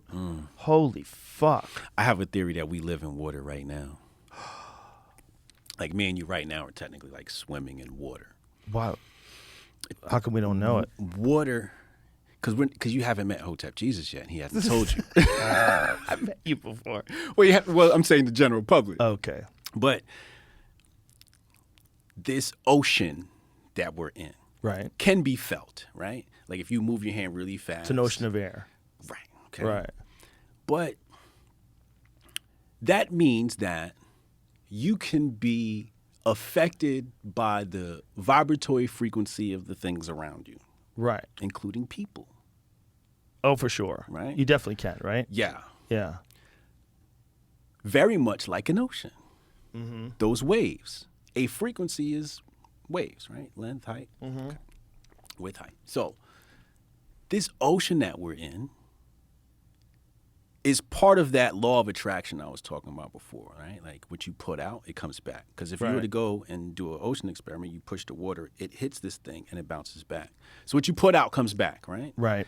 But I'm saying it in a very literal sense, as if like we are in this ocean because there are vibrations. And just because water is more dense than this air does not mean that this isn't a form of liquid. Right. Or something. Something. Some matter. Matter, Yeah, right. Or something there. Yeah. It's measurable. It's measurable, right? Yeah. Like the oxygen content in the atmosphere, the nitrogen content, they can measure all that. Yeah, it's there. Something is technically here. Right. Yeah. They can measure the atmospheric pressure as well, right? Which is Right. why it's weird when you get into altitude, high altitude. Yeah, your ears start popping off. Yeah. Yeah, It's yeah, yeah. fascinating, right? Yeah. Because we are in a thing. We are in a thing. So, And then we're also spreading moisture through our mouths from talking in the air. And there's like neither one of us are sick, so we don't have to worry about it. But if one of us was, the other one would get exposed to whatever that person has in them. Absolutely. Absolutely. Well, that was the origination of variolation. What's variolation? Well, variolation is the origin of vaccination, right? So really? Yeah. Vaccination's some BS. I think that was Edward Jenner created that. And he ended up killing some of his kids. He's the father of... He experimented on his own kids? Yeah, he was giving them vaccines, yeah. But didn't they, originally they would make cuts and take like a piece of someone that had like some Correct. chicken pox or something like that? That's They put called it on them? variolation. That's it? Yeah, that's called variolation. Okay, in Asia, practitioners developed the technique of variolation, the deliberate infection with smallpox. Wow. Dried smallpox scabs were blown into the nose of an individual who then contracted a mild form of the disease. Upon recovery, the individual was immune to smallpox. Whoa, how did they even figure that out? So then go to images. You'll who see, took you'll the see first him like chance? shooting it into the dude's nose. Oh, Yeah, there it from is, right far there. away. That's crazy. Yeah. What year was this they figured this That's a out? good question.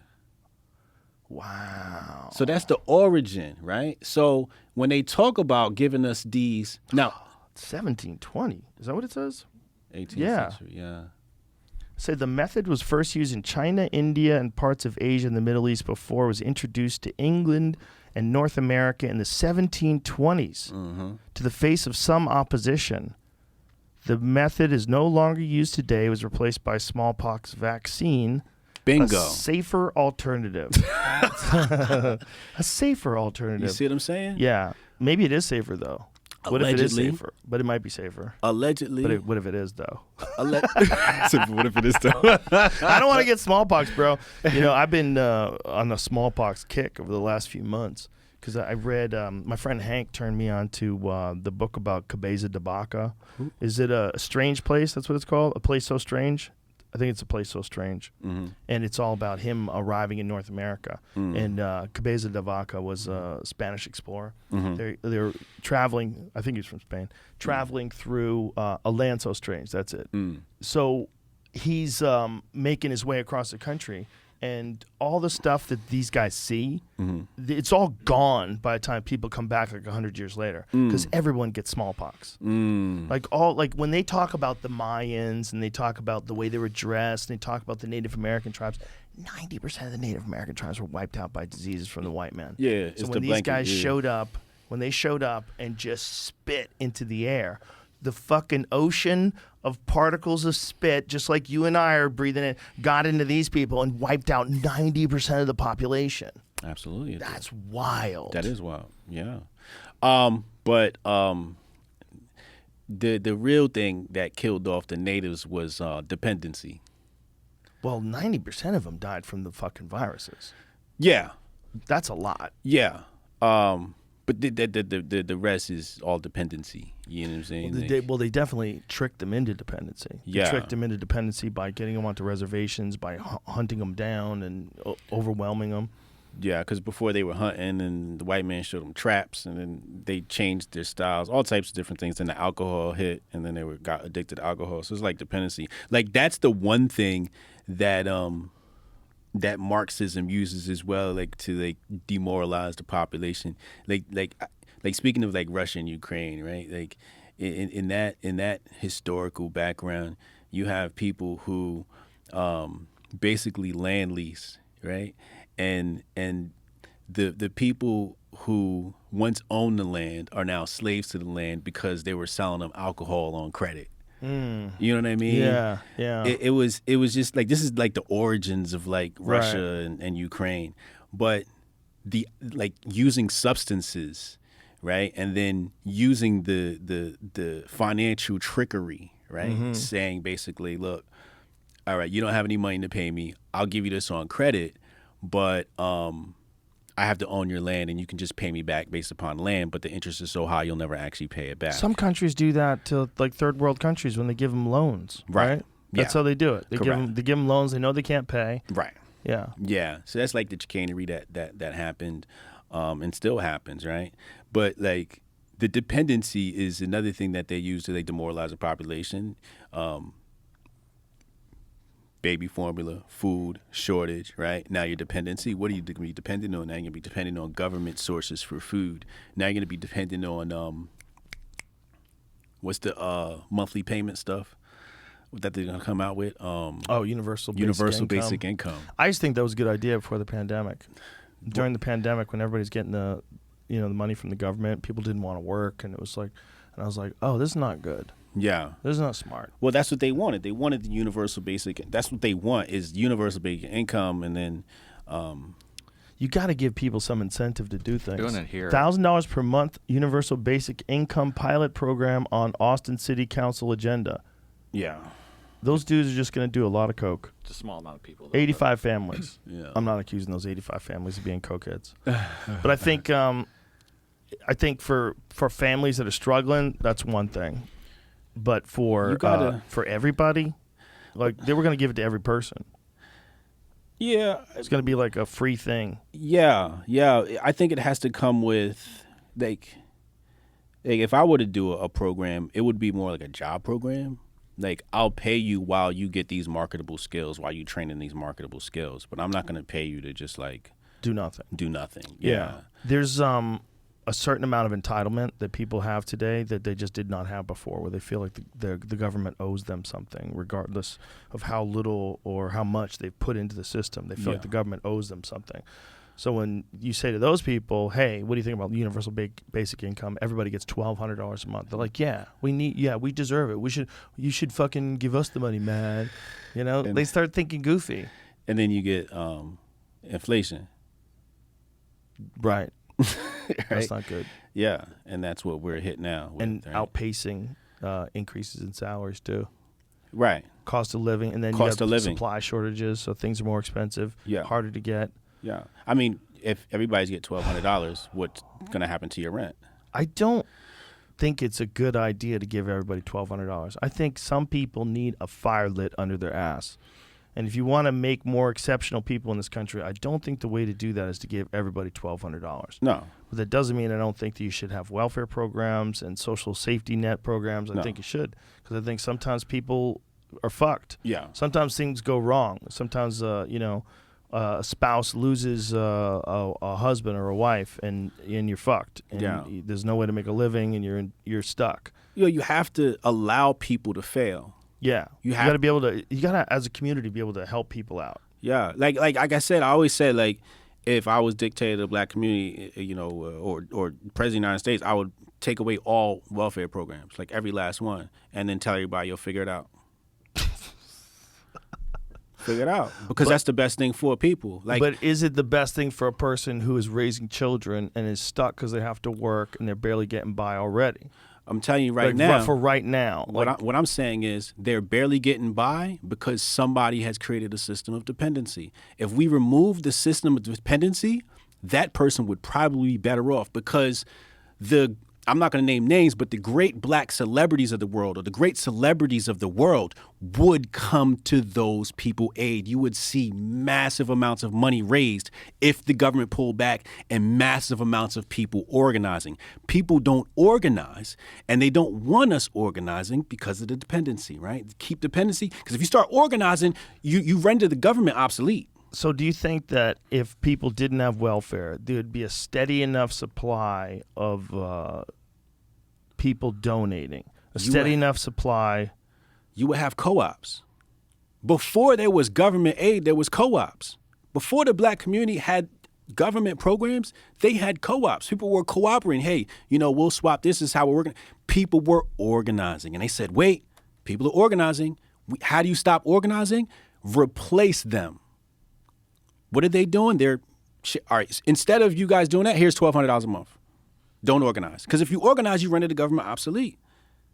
But black community was organizing under what did they? They were like co-ops, but they called them something else. I can't remember. But they're just co-ops, right? People need to organize. But if you keep people dependent, they'll never organize. So what I say is, if I pull back all the welfare programs, you would see massive amounts of organization to help people, to help grandma, and to help little John. Everybody. But do you think it would be consistent enough to maintain the amount of money those people were getting before the pandemic? I believe over the long term they would be better. Over the long term. Over the long term, the people as a whole would be better. In the short term, that individual is going to struggle. It's going to struggle. But I think that over the long term, it would be better for people. So it's just like, should we have a dependent slave population, or should we make a long-term decision and have a population of people that are free and completely independent? I see what you're saying, but I feel like along the way, some children are going to get fucked up. Because if there's no food and no one's taking care of them, and then the welfare checks stop coming in, right? There's going to be some. But that's to say that children right now aren't fucked up, right? But they're going to be more fucked up if there's no money for food and there's no welfare now. Yeah. But what you're doing is you're exasperating the problem. So if you have, let's say, under the way things are happening now, you have 10 million children suffering. Mm-hmm. If you continue, you'll have 100 million. Mm-hmm. So what I'm saying is, make a decision now to stop here, stop the bleeding here. And yes, you're going to have short-term losses, but over the long term, children will start to grow and things will be better. So let's look at extreme poverty in this country as like if it was a mathematical problem. So if it was an equation, mm-hmm. how would you solve that equation? It's clear. Mm-hmm. There's a certain amount of it, mm-hmm. and there's a lot of factors involved. Yeah. How would you ever mitigate those factors? Well, I hear what you're saying about welfare, and it makes sense. Yeah. That eventually you're gonna have to fix this, so fix it now. Right. Right. And it'll be difficult at first, but fix it now. So how does anyone I would first stop every program. So I'm gonna show you right now how you create poverty in Africa. Right. So basically, what you want to do is you want to take the losing team of the Super Bowl. Right. They already had the T-shirts printed up. We can't sell those. So what we're going to do is we're going to send those to some third world nation that we created, made a third world nation. Well, what happens when you see a pile of these shirts? I went to Africa. I've seen these piles of shirts, okay? Really? Yes, in Tanzania. I've seen the pile of shirts that we give them. I mean, it's like a mountain. They should sell those shirts on eBay. You can just walk up and just grab one. People would love those shirts in America. They're missing the market. It's a funny shirt. It's a funny shirt. If Exactly. you know they didn't win, right. Yeah. And you see what I'm saying? they should sell it. So what happens, right? Same thing happens with food. So the local tailor or the local guy who sells clothes, if there's a pile of free clothes, why am I going to buy clothes? Right. So now the guy who's the tailor or owns the clothing shop is now unemployed, and now he's in poverty. Then what do you do with food? Well, I'm a local farmer, I'm a local restaurant, I'm a local this, but you should see the piles of food they have in it. So if there's free food, this is how you destroy the economy. Okay. I see You what you're inflate saying, the yeah. supply of resources so that people can't sustain themselves. An economy must sustain itself based upon its production and demand, right? So if you give people free food, it's not like they don't have to worry about food and now they could figure out the rest of their life. It's just they relax because you're giving them free food. No, you put somebody out of business. Yes, that too. Right. But you also make people dependent on you Right. to come and bring them food. That's also true. Yes.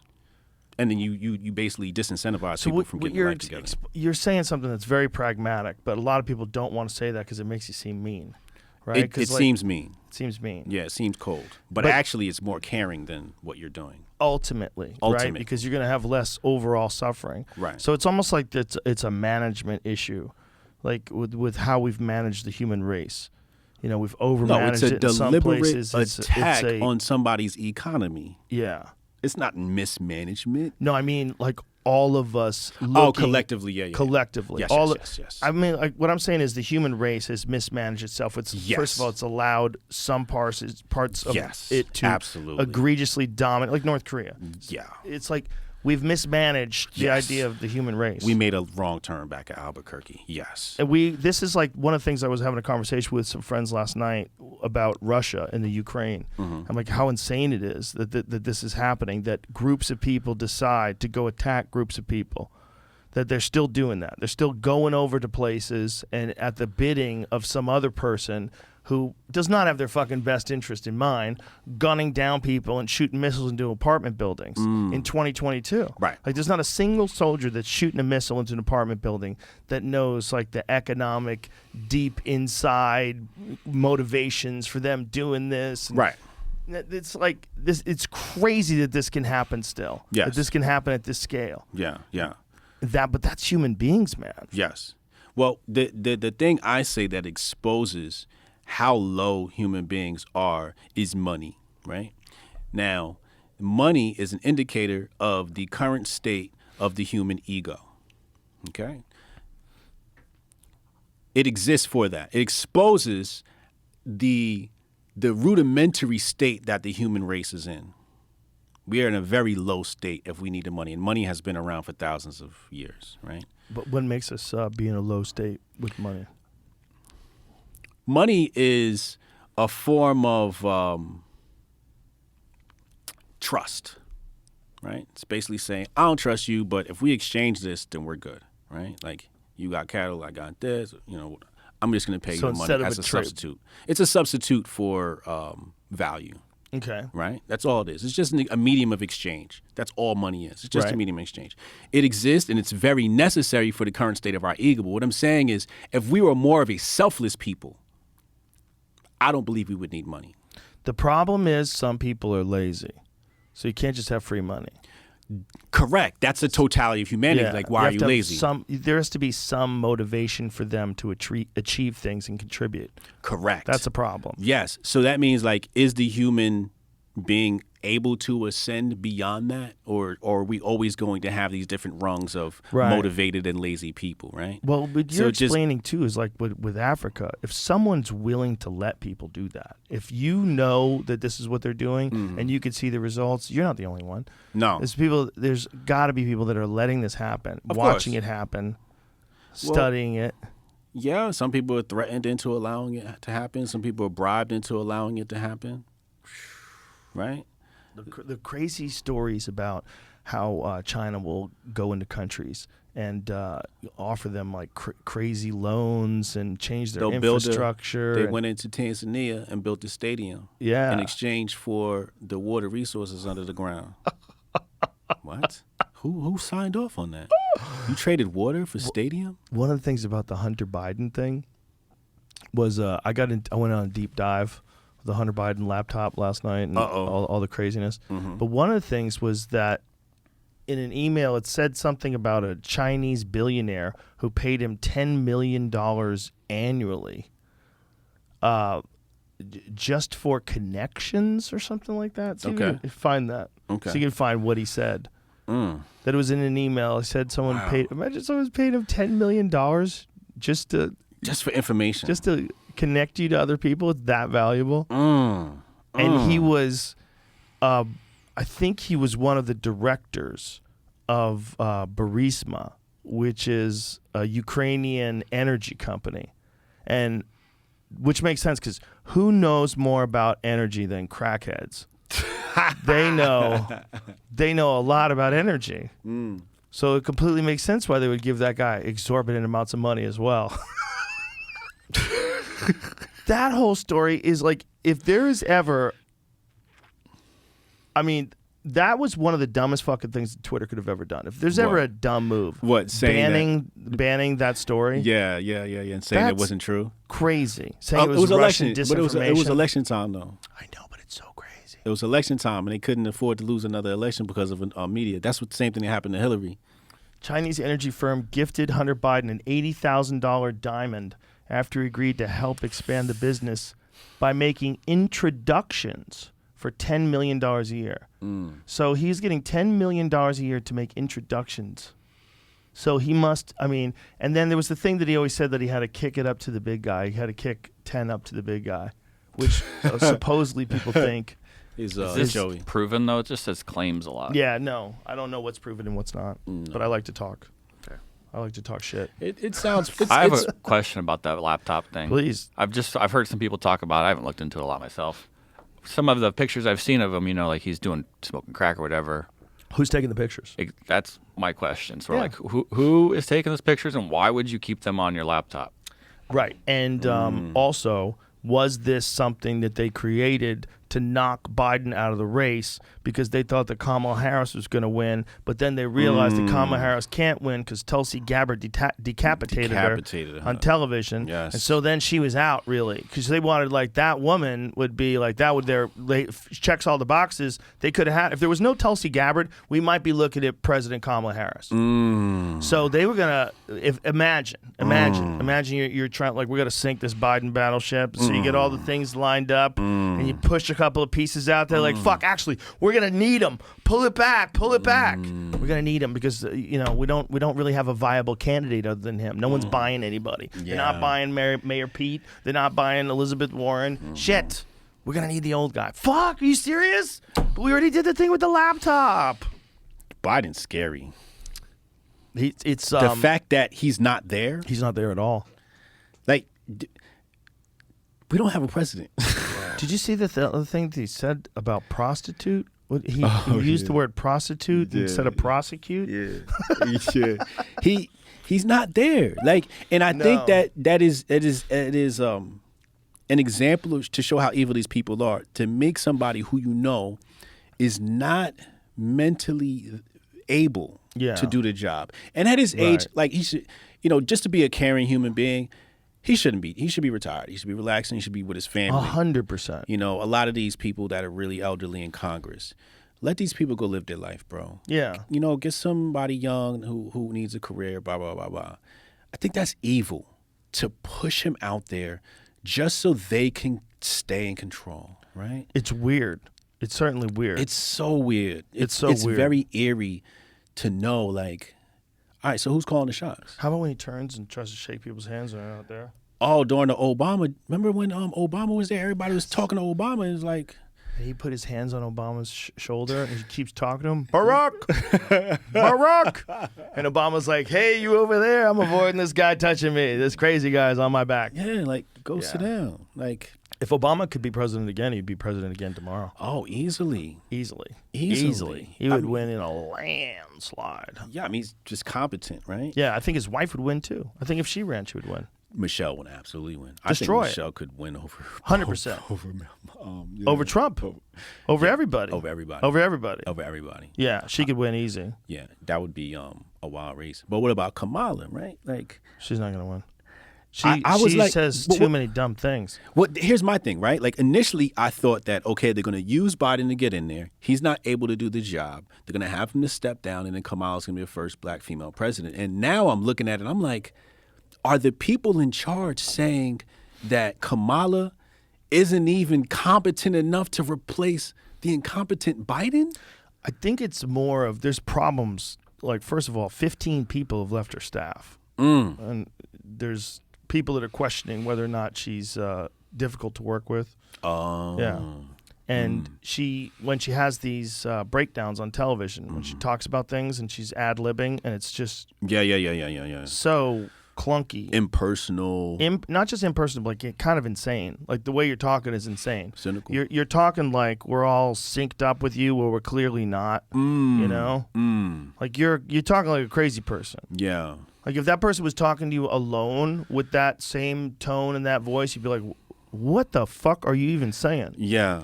You know? So what is that? What is she Passage like? of time.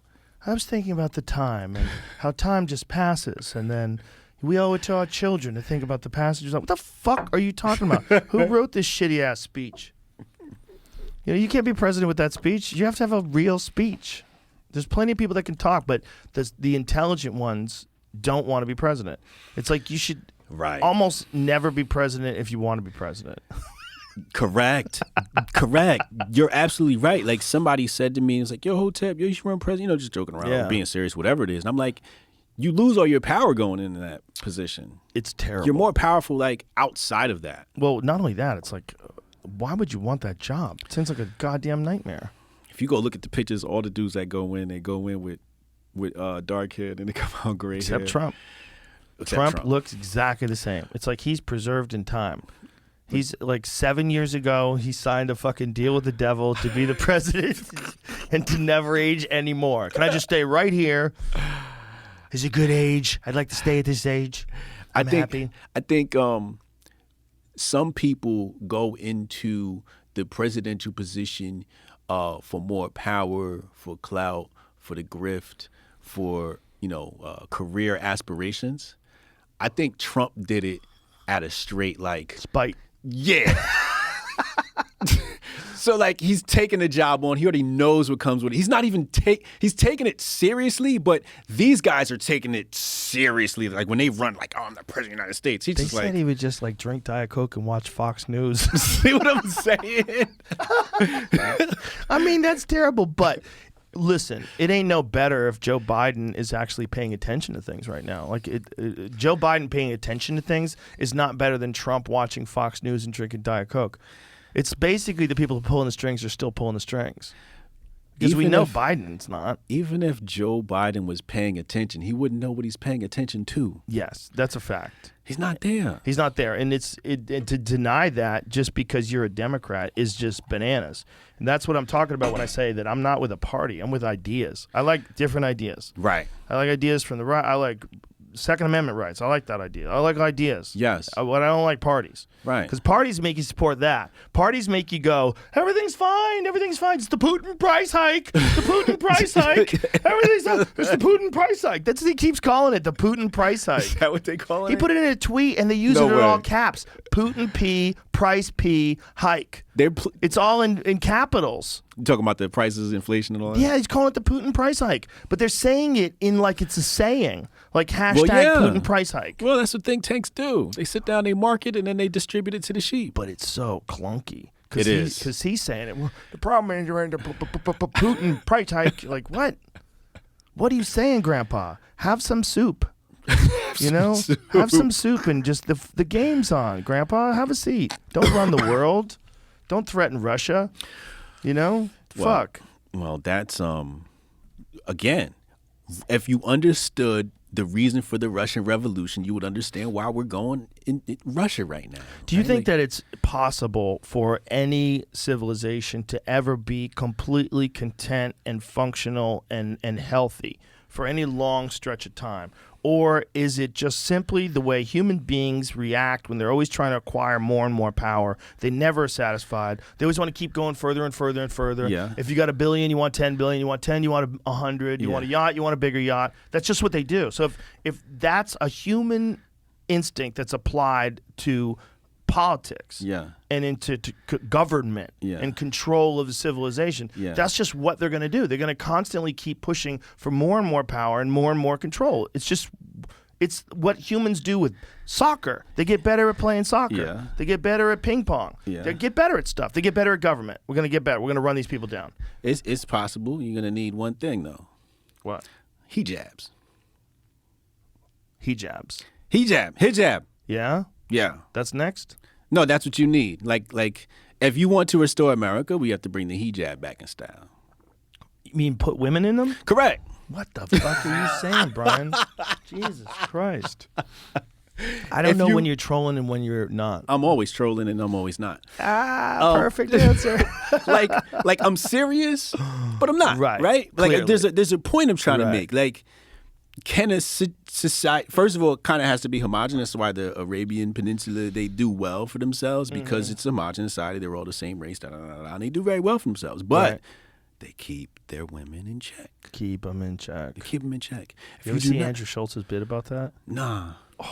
See if you can find Andrew Schultz's bit about women in the kitchen. I don't want to do the bit because it's that good. Okay. You gotta get the women. Women dictate the future. Women are they create the progeny. Yeah. Who are the kids gonna imitate first? If dad does it, they're like, oh, dad did it. But if mom did it, it's like, okay, we can do it because mom did it, right? But mom is like the first teacher. She's the creator of morals. She sets the moral standard for that household. Here it is. There's 2 bits popping up, but That's this is the shorter one. That's Okay. it. Okay. Play it. Listen to this. Adjusted bird feeders and everything. Oh, you son of a We didn't bitch. have any problems. You. Treat women like shit. There's a lot of countries in the world that treat women like shit. That's fucked up. But they got the best food. That's undeniable, right? The more a country's like, stay in the kitchen, the better the food comes out of the kitchen, right? It does. It comes out more delicious that way. Have you ever eaten food from a country where the women are equal? Oh, get the fuck. Get it away. Get away. What is that? Equality cuisine? Move it. Move. Nobody in this room has ever said, you know what we should do for dinner tonight? Canadian. Never been said. Never once. Canada treats their women equally. Their food is fucking dog shit. It's disgusting. Canadian bacon? Kill yourself if you like Canadian bacon. What is this coaster of ham? What am I looking at? See what I'm saying? Yes. He's got the right idea. Yeah. It's a joke. Like, we're joking. But also there's accurate. There's something to that, right? Yeah. Well, if Canadian, it's like you could say that. Like nobody associates Canadian food with being like with being delicious. a cuisine or something. Right. Nobody does that, right? Like, I always say, like, look at X-Men. X-Men is one of those things that it has like this metaphor. Who's the most powerful X-Men? It's the Phoenix. It's Jean Grey. She's the most powerful one. And I look at women as being the most powerful one. But what happened when she started going crazy? She just want to destroy the world. She has the power to destroy the world. The whole world. The whole world. That's a metaphor for women. You allow them to come out here, get BBLs, and have a booty out on the internet, they're going to destroy the world. That's what we're seeing with Amber Heard and Johnny Depp. Right? We're seeing another example. We're seeing someone who tried to destroy a beloved movie star and make up crazy shit about him. And we're hearing it in real time. Yes. In a trial. And it's wild. We're seeing bad acting. It is bad acting. Terrible acting. Yeah. Yeah. When no one is writing her words and she's got to act it out and there's no rehearsal, fuck. Is it bad? It's terrible. Oh my God. I saw a couple of clips. It's so bad. It's like, "Rrr." Like she's not even crying. She's a crazy person. You know when you hear someone talk for long periods of time, or even just see them sit there and stare, the way she is watching him and watching the trial is not the way a human being watches a trial that they're a part of. Really? It's not. It's the way a human being pretends to be watching a trial that they're a part of. That's what it's like. It's like, how does a human being behave when they're in a trial, when they're innocent? I'm going to sit there like that. It's wild. She looks like a straight up balloon just sitting there. And Johnny looks like, now you motherfuckers get to see. See what I've been This dealing is what I've been dealing with. This is what I've been dealing with since 2015, by the way. Right? Like, they got divorced. He been going through it, too. It was like 6 years ago. She wrote an op-ed saying he beat her. Yeah. And then he released, like, some audio tapes or something like that. This is how bad the relationship was. Yeah. They were both recording each other. Yeah. Yeah. And Johnny Depp's cool as hell, man. He's, like, one of my favorite actors. He's, from all stories, a very nice guy. I talked to him on the phone once. He was a very nice guy. It was fun to talk to. Yeah. I think he's he's exactly what it looks like. Okay. That's what I figured. Yeah. It's like that Bruce Springsteen's talk. But now I'm trapped. Ooh, yeah. He got trapped. He's one of the few people that have range like John Leguizamo. Like they got that range where they can go. Like John Leguizamo could do the clown from Spawn and then come and do like a gangster, right? That's a good point. And then like Leguizamo's done a lot of roles, man. Yeah, and then Depp, he did like Edward Scissorhands, but he could do Blow, right? And Blow's like one of my favorite movies of all time, right? Like he can do both. Like that's how I look at those guys. He's in that like range. He's done a lot of weird movies too. Like what was that Dead Man movie? Movie where it's like a black and white movie on a train in like the 1800s. Greatest, who's the best black actor? The best? Most talented. I would say, I'm going to tell you why you think. I'm going to say it's Jamie Foxx. Oh, Jamie Foxx is one of the most talented human beings that's ever lived. Bro. He's got, I don't know what it is about him where he can do so many different things so well. Bro. But he can play musical instruments. He could sing like a Grammy-winning star. Yeah. He can act like an Oscar-winning actor. Yes. He's a world-class stand-up comic. Yeah. And he does perfect impersonations. They're perfect. The Dave Chappelle one is bananas. Bananas. Play that because it's so crazy. Bro. I've been telling people. He can do that for everybody, though. I'm like, yo, y'all sleeping. Like, he did Ray, but then he did, like, what's another wild one with range? That one, the homeless guy. Remember the homeless guy? Oh, the homeless one was a good one, too. The guy was the musical prodigy. Yeah. No, he can do anything. He's literally. He's weirdly talented. Yeah. Like, spooky. Like, he could do so many different things so well. So this is on his page here. Give me some volume on this. What'd you say? Damn, man, they ran up on stage. I was incensed. Pow, nigga. Thank you for Jamie Foxx. If you're ever in trouble, Jamie Foxx will show up with a sheriff hat. And all the other comedians just stood there. They're waiting on me to die. They're waiting to take over. I'll see you, Chris Rock. It'll never happen. Come on, man. That's the incredible. Body movements, everything. That's incredible. Man, God. And he really was there. He really did jump on that dude. Yeah, Jamie Foxx was one of the people that jumped on that dude when the shit went down that night. Yeah. Oh, wow. Look at that picture. That's hilarious. Let me see that again. Yeah, Jamie Foxx is going to play Mike Tyson in a movie. I heard that. It's going to be a TV show, apparently. Oh, what is it for? It hasn't been announced. I just looked this up the other day. It's now down to like an extended series, so like 3 to 6, 7 episodes. That's better. That is better. Yeah, because you don't want to jam the life of Mike Tyson into like a 2-hour movie. I love series. Yeah. I think that's a much better way for the film industry right now.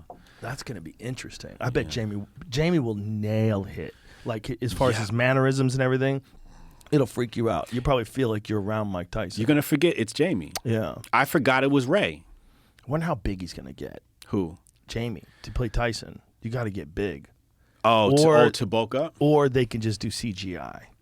Because he's big already. Like, Jamie's built. Yeah. But Tyson's a tank of a human. It's like a different kind of build. Jamie's built like an athlete. Mike Tyson is built like Mike Tyson. Right. You know, it's just 22-inch neck and just fucking jacked. Yeah. Like, are you playing Mike Tyson in his prime? Like, bro, you got to be jacked. Yeah. You know, Mike Tyson was a tank. Just a tank. Yeah. It's not like a regular athlete body. It's not. Mike Tyson is one of the most interesting human beings to ever live on this planet, man. Oh, for sure. I love Mike Tyson. I've always been a Mike Tyson fan, man. If you ever get a chance to talk to him, he's a fascinating guy to talk to, and he knows so much about like conquerors and history. Yeah. Talk to him about like Alexander the Great, and Temujin, who's Genghis Khan, and he knows all that shit. Oh yeah. He talked to you, but he gets all fired up, his eyes light up. Like, yeah. Yeah, I'd love to have a history conversation with him, man. He just seems like, you know, my thing is I don't like normal people. You know what I mean? You know, like normal is almost like mentally neutered. Right. You know what I mean?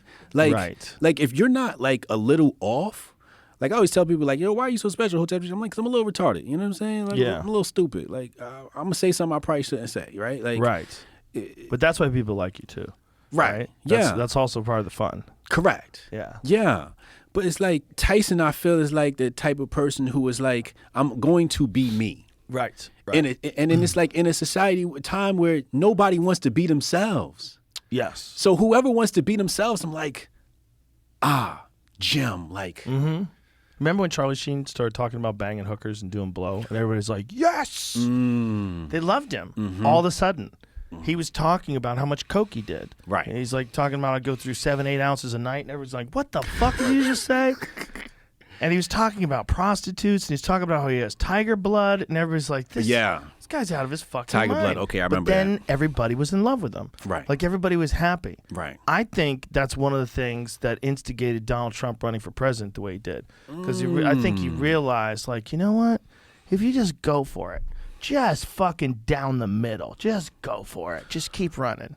Enough people are going to go with you. That's the key to our freedom. Yeah. That's the key to our freedom, Joe. People are afraid to do that, right? They think that if I say this, they're going to hold me back. I'm going to have my growth stunted. But the exact opposite is true. Right. Breaking out of that is going to bring you massive success. Yeah. Being yourself is going to bring you massive success. As opposed to, okay, so Ebony Magazine will have me on. Who cares? God blessed us with Joe Rogan. You know what I'm saying? Like, there's always a way. Yeah. You know what I'm saying? There's always a way. There's going to be new ways. Yes. The ways that we're dealing with now are new in comparison to the ways people before dealt with it. We have challenges now that are unprecedented. Information challenges, identity challenges. Yeah. It's an interesting time, man. It Um, really is. I mean, we just have access to each other. We have too much access to each other. Yeah, but it's good too. Absolutely. It's like Absolutely. the bullshit is getting exposed. The life is getting, like, you get more of an understanding of life by the more versions of it you see that are honest, and you get a lot of versions of it now, even accidental, like the Will Smith thing. You get to see, like, oh wow, movie stars, their life kind of sucks sometimes, and then you see like the Johnny Depp Amber Heard thing, and you're like, oh fucking, that ain't fun. Right. Like, I thought being Johnny Depp would be a dream. Yeah. Turns out it's hell. It's fucking hell. The guy was living in hell. You never know. Like, money don't buy you happiness, man. It doesn't make you happy. Well, it can help. It can help. Well, yeah, but it's you gonna got to take be care of happy. Maslow's. Yeah, his situation is not going to be helped by money. Like, there's a certain amount of that you're not going to fix with anything. Yeah. That behavior is going to be those two But together. there's certain things you need to do in life to be happy, right? Right. You're a person who has money. But why is Joe Rogan happy? And I'm going to tell you why Joe Rogan's happy. Joe Rogan's happy because he works out. That helps. That is everything. What do you mean that helps? That's everything. It definitely Joe. helps. That's everything. Having a fit body is everything. The things that it does for your brain. Yeah, for sure it helps. You know what I mean? Yeah. Like, I think you have to have a good mindset too, and you have, I think, meditation. I think there's a few things that Right. have to line up together. Right. And when I say meditation, I don't really meditate that much. I do sometimes before shows, but I do in the sauna. I go in the sauna, just me. I Right. just quiet, and I just sit in that fucking sauna. yeah. And I think that having like rituals, things where you're like keeping assessment of what you're doing, and then Correct. also being on a good track. Yes. But there's a lot of shit that has to line up for you to be happy. Yes. You know? But I think that's like the core of it, right? Like, okay, you need money so you can survive, right? Right. And enjoy your life. Until Bitcoin goes live, and that's the only currency. When Bitcoin becomes the only currency, we're fucked. Exactly. And then like health, right? Yep. Like working out. And then Right. having like that, like you said, these rituals, right? Like we talk about that, like having these rituals. Like what are these rituals? I have my rituals. Like every day I gotta practice my Spanish, I gotta do my push-ups, and I gotta write my daily email newsletter. It's just what I have to do. If I don't do that, like I fall apart as a human being. How long have you been doing the Spanish part? About a year. So you just decided that that's like a new discipline. You're going to learn Spanish? Well, I looked at the immigration rates and thought it was good. In case they're planning something outside your door, you'll know. Yeah, I'm like, okay, Yeah. the sun's about to go down. Right? Yeah. But no, I think it's just it's the second most popular language here in America, right? And I feel like it's disrespectful to not know it.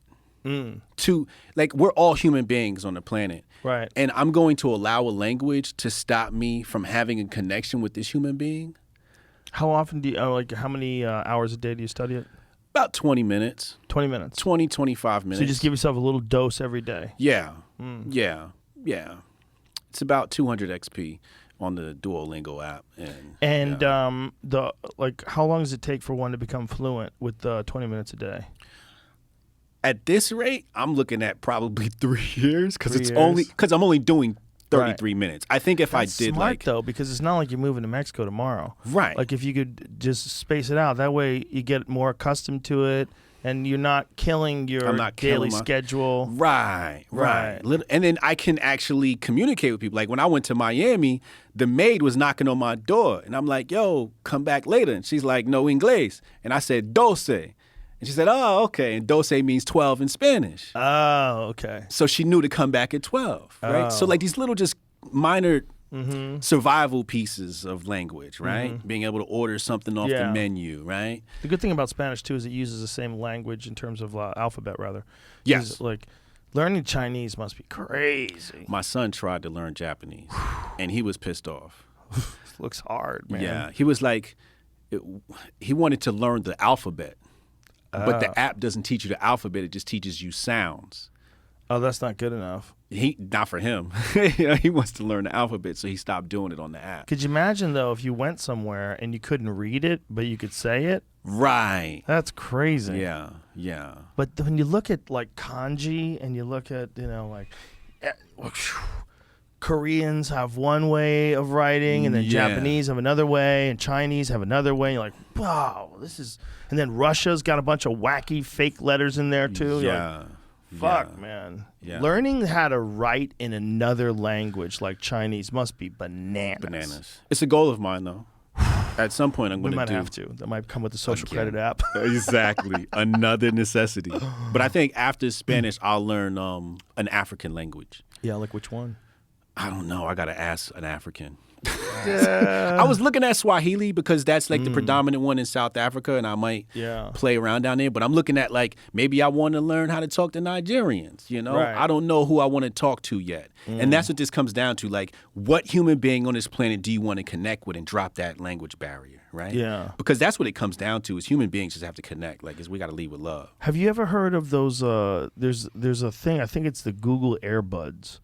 And you put them in, and you can listen to a translation in real time. So you could speak to me in Swahili, and it would translate to me in English in real time. Yeah, I heard about that tech. Is that good? Is it any good? I don't know how good it is. I feel like I should If it's coming off of Google Translate, it's probably getting a job done. It's probably not giving you great translations because Google Translate just isn't selling your data. It's a trick to sell your data. They're actually recording your voice and put those fucking things on, bitch. Put those things on and talk to you. Where are you? Oh, look at you walking through China. I know where you are, bitch. I'm following you. Google Pixel Buds. Your Pixel Buds phone and the Google, or press and launch conversation mode on the Translate app.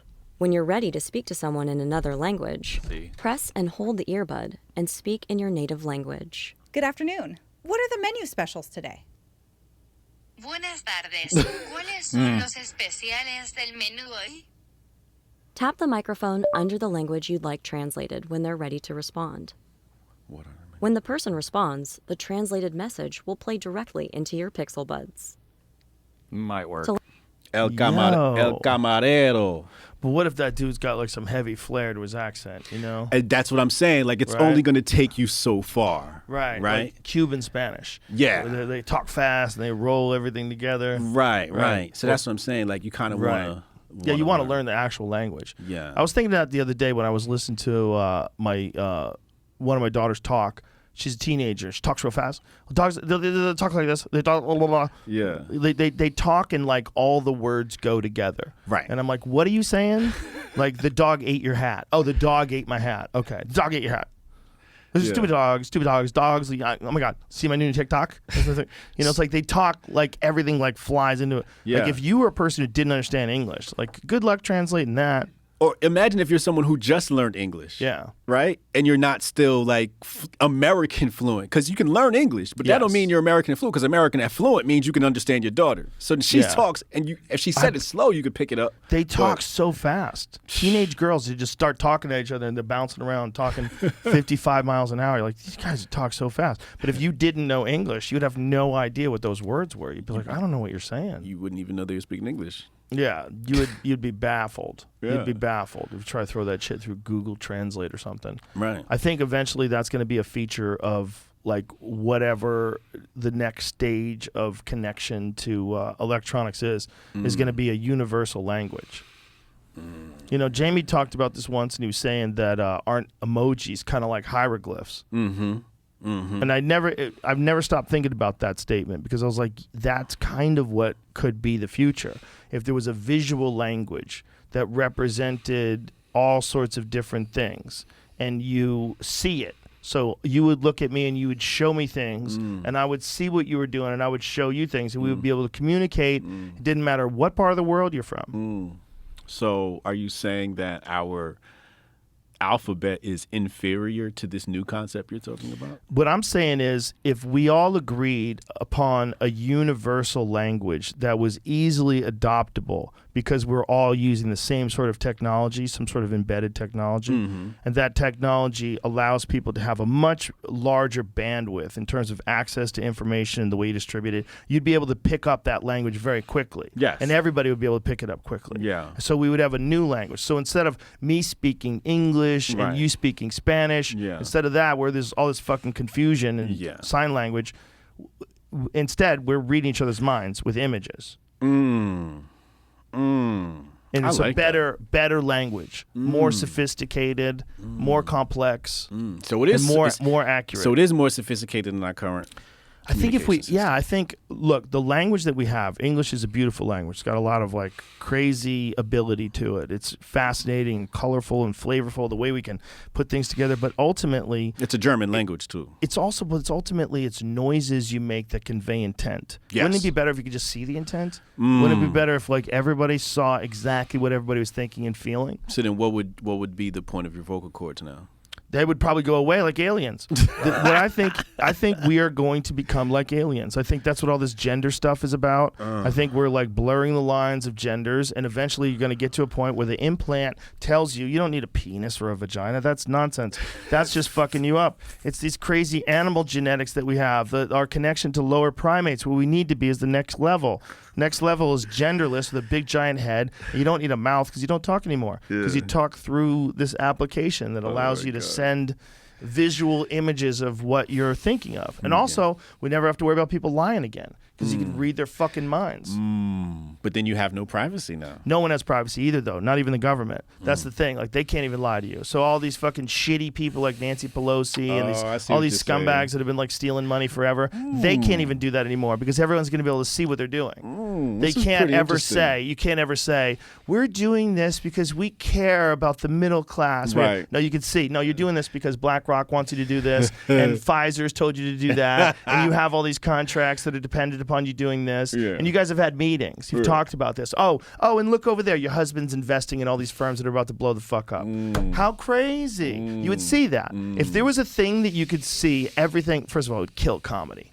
Comedy would be dead. There'd be no more stand-up. It would kill my very business. Because if you couldn't play words games, because comedy's words games. Yeah. It's like, you know, when Chappelle says something hilarious, he's using his words in a funny way. Yes. Like if it's just, maybe there'll be even a the visual. vocabulary he picks is is interesting. The pauses, his, you know, just, you can't, I mean, if we take away the sound of language and it's just in the mind, maybe there'll be a new form of stand-up that exists with emojis, or with whatever this visual language is. This new complex, it might not even be visual. It might be like sounds or like some sort of a frequency that conveys intent. Like you would be able to convey to me that you're hungry. And I go, oh good, you know, I convey to you, excuse me. Sorry. And I would convey to you, oh, good, I know where some good restaurants are. And you would just like look at me and I'd go, I would know what you meant. It just goes right there. Like clearly you're hungry, and I'm like, what kind of food you want? Let's go. We can try this spot, and you could give me an image of like So pizza this is or telepathy. Something. Yes. Elon said when I talked to him about this, you're going to be able to talk without words. Joe, I have bad news for you. What? We can already do that. How do we do that? We don't need technology. We don't? No. Telepathy is possible. Cut the fuck out of here. Telepathy is possible. What are you taking to get telepathy? Damn, I never thought about that. You take I'm mushrooms, talking about you get some telepathy. You do. Do you know that when they first started when they first started examining ayahuasca, they one of the ingredients they called telepathine because it was inducing these shared states of telepathy where people would do it together and they would all have this very, very similar experience and they would interact with each other in this experience. Then they found out that sorry about this.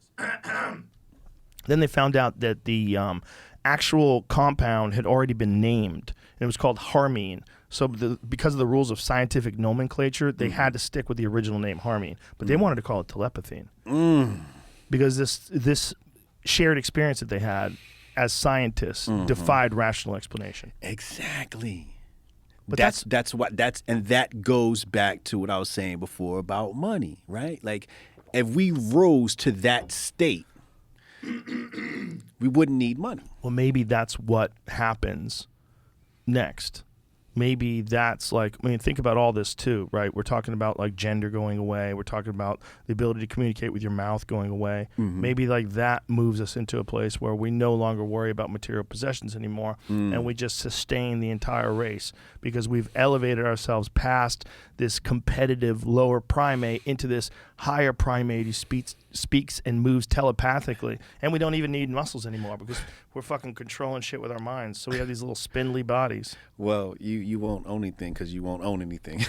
You won't own anything and you will be happier. Exactly. You'll be happier. You'll own nothing and you'll be happy. Yeah. Lenin wanted suffering, man. He wanted, it's funny, like Lenin says, the Tsar is mismanaging the country, and then there's going to be, we're going to take away the land to give it to the poor, and then the first thing they do is outlaw the ability to own land. Like, that's where we're going. I want to find out what this is, but I read something briefly, and I didn't get into the article, but they were saying that they were trying to pass a bill that would outlaw you growing your own food in Australia.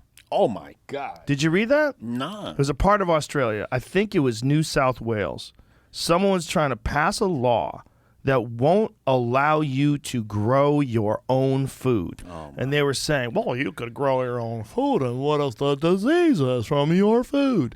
It infects the population, kills us all. Oh, we can't have that. Oh, they pulled that card. I want to know what their justification was, but I'm pretty sure it had to do with like agricultural contamination or, you could justify it if you're a real piece of shit. You could say, well, most pandemics have come from agriculture, animal agriculture. We can't have unchecked pig ownership.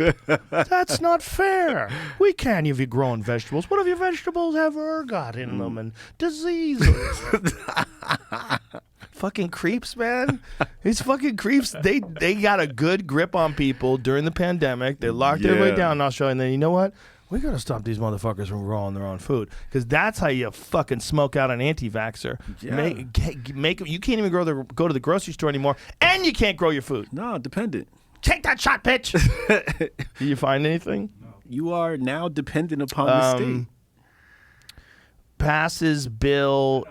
I know what to look for. Nothing's coming up. The closest thing I could find was something like this.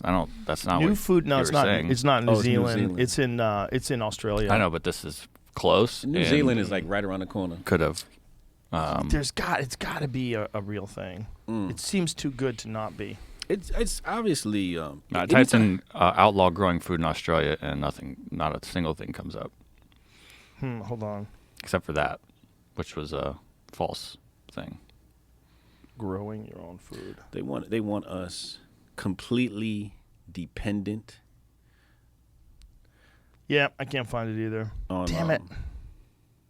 It better not be fake. It might be fake. But even if it's fake, right? Like the fake is usually the warning. Well, I think the fake is oftentimes these Russian trolls. Like one of the things, do you know they found that 19 out of 20 of the top 20 Christian sites on Facebook, 19 of them were Russian troll farms. Really?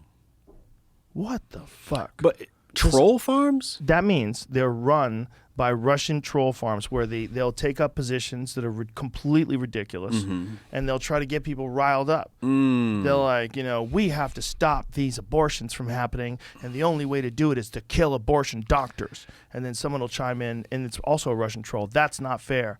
That's against God's will. What we should do is punish them, come to their house and normalize attacking, going to someone's house and attacking them. Oh, wow. And they can do that with anything. They can do it with politics. They scheduled a fucking meeting of a Texas separatist group across the street from a meeting of a Muslim society. So they got them right across the street from each other, hoping that they would talk shit to each other. Wow. And this is they have thousands of cell phones all connected. Have you ever seen what they look like? Yeah, I seen it. Yeah. It's wild, man. Yeah, I used to run a bot farm. Did you really? Yeah. What'd you do? Well, I was a music artist, and I was trying to get my stuff out there. So basically, what I did was I bought this piece of software. Shout out to Jersey Demi. He showed it to me. It was a piece of software, and basically what I did was I bought 75 Twitter accounts, right? And this was on another Twitter account. And basically what the Twitter accounts did were they would scrape other accounts. So let's say I would say I'll scrape all of the Kardashian sisters' tweets. And then I bought a whole bunch of profile pics that were hot chicks. What do you mean by scrape them? Scrape them basically take their tweets and add them to a database. Okay. And then these bots would tweet, but it's just really old tweets from the Kardashian sisters or whoever other influencers I scraped. And would they tweet them just to gather followers? Correct. So they would follow, they would do follow for follow based upon whatever accounts I would scrape. Oh. And I'd grow the 75 bot accounts, right? But what I wanted them to retweet me, they would retweet me. So then I would put out a tweet, and then I would say, bots, retweet me. Oh. And then I'd get automatically 75 retweets, and then all those followers of those accounts. And then I was creating this is stuff we was doing back in the day. But that was just with software. It wasn't a whole farm per se. Right. We was just playing with software. What they're trying to do is to get people arguing with each other. And their idea is this long-term strategy. So what I'm saying is that's the type of software I was using was possible. I could have organized a BLM, you know what I mean? Yes. Team of sorts and organized things, right? And it looked like individual accounts, Yeah. It's wild. But it is wild. I guess it makes sense. I wonder if there's ever going to be a time where they can see who's a bot for sure and stop all that from happening. Because if you... there are certain definitely things you can see with bot activity. Right. But they just get better. But what if someone wasn't... one thing you could do, though, is IPs. You could see their IP address, unless you did it through a virtual private network. But if you did it through a virtual private network... Couldn't you stop people from using the service if they were going through a VPN?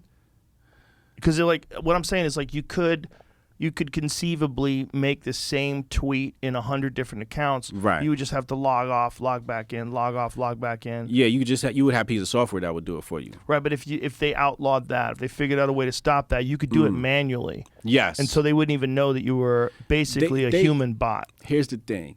They really don't mind bot activity. What they don't like is malicious bot activity, right? Right. So bot activity that pisses their users off. Right. But if you have bot activity that creates engagement for their platform and makes people happy, they're all right, well, we're not going to shut you down. You know what the saying? number one indication for me that someone's a bot? American flag in their logo. Right next to their name, they got the American flag. American flag. Maybe really? a couple numbers. Definitely numbers, yeah. Ricky American 5701 American flag, and then maybe a baseball bat or something like that. It's like, come on, man. You ain't a real person. I think there's a lot of patriots that absolutely do put the American flag proudly next to their name. Don't get me wrong. Right. But you I'm think saying they're doing there's a lot of bots that put that American flag in their name and they say crazy right-wing nonsense. I do believe that. Yeah. I do believe a lot of I've seen news articles select accounts that say wild stuff. And I'm like, bot. I'm like, yo, that's a bot. Yes. You're 100%. right. You're absolutely right. 100%. So it's not, I'm not denying people's patriotism. I have a fucking American flag right there on the wall. Right. That's not that. It's just that I see that and I go, I see what you're doing. And you're saying wild, crazy shit because it makes it look like Republicans are saying wild, crazy shit. Correct. You can change the tone of the entire party by just having a few million completely insane people that aren't even really people. You just accounts. I be telling people, I'm like, yo, you know you arguing with bots, right? They be online arguing. I'm like, yo, I remember seeing somebody argue with a bot in my mentions. I'm like, bro, that's a bot. For sure. And then you can break them. Like if you say something like off, like, you know. Oh, you could fuck the bot up? Yeah, you could like fuck the bot up. Like I was thinking of sucking my own dick, yes or no? Right, yeah, some shit like that. The bot's like, what the fuck? And the bot would respond like, Trump's bad. Right? Information Russian troll tomorrow appears to be source of anti-Ukraine propaganda. Oh, wow. Is this new? This article's from March, but... Experts say a recent wave of pro-Putin disinformation is consistent with the work of Russia's Internet Research Agency, a network of paid trolls who attempted to influence the 2016 presidential election. They always say that, like try to influence the presidential election. Why don't you relax on that? Because it seems like they were both in bed with them. You know, like it seems like for sure both of them had communications with people from that part of the world. Both of them. So, I was looking up does. American troll farms. Oh, we have them too? I hope we have the best ones. Well, wouldn't assume we would? I would assume we have the best ones. The best ones. Ours are tremendous troll farms. Of course we should. Listen, man, if I was the president, I would 100% hire some of the funniest people on Reddit to become a troll for the government. I'd be like, boys, you guys are doing the Lord's work out here. It's hilarious. But what I'd like you to do is get paid for this. That's what happened. How about? What? It's real? Turning Point Action enlists teenagers in troll farm. Oh, my God. Oh, boy. See, I'm so far behind. This is 2 years ago. So this is a pro-Trump thing. But I'm not even saying like pro-Trump. I would just say pro-American. Yeah. If we could all agree, hey, let's relax. Every 4 years we'll figure out who's running things temporarily. Right. But overall, don't we want the good of America first, right? We do, right? Good. So this is just going to be independent. It's going to be the American Troll Agency. It's the new ATA. And we're just going to we're going to win this troll war. Do you think the Russians are funnier than the Americans? Get the fuck out of here, bitch. We need better memes. We need better memes. We need to be funny, and we need to attack. Meme war. Yeah, meme wars, and just go after them and talk shit about their government, talk shit about like organized rebellions. Yeah. Just constantly. Yeah. I like that. I think it could work. Yeah. Why wouldn't it's a new we? form of propaganda. They're doing it. They're fucking doing it. They're What are we absolutely going to do? Just let them hit us? They're absolutely doing Fuck out of here. We got to fight back. They're absolutely doing We got to fight back. I think we fight back. I think we fight back with the American Troll Agency. The American Troll Agency. I'm down. Right? down. Think of how many clever kids you have out there smoking bongs in their college dorms, saying hilarious shit. If you could hire them to say hilarious shit for the government, and just imagine if you get out of work, what do you do? Well, I work in propaganda. I just talk shit about Russia all day online. Make memes.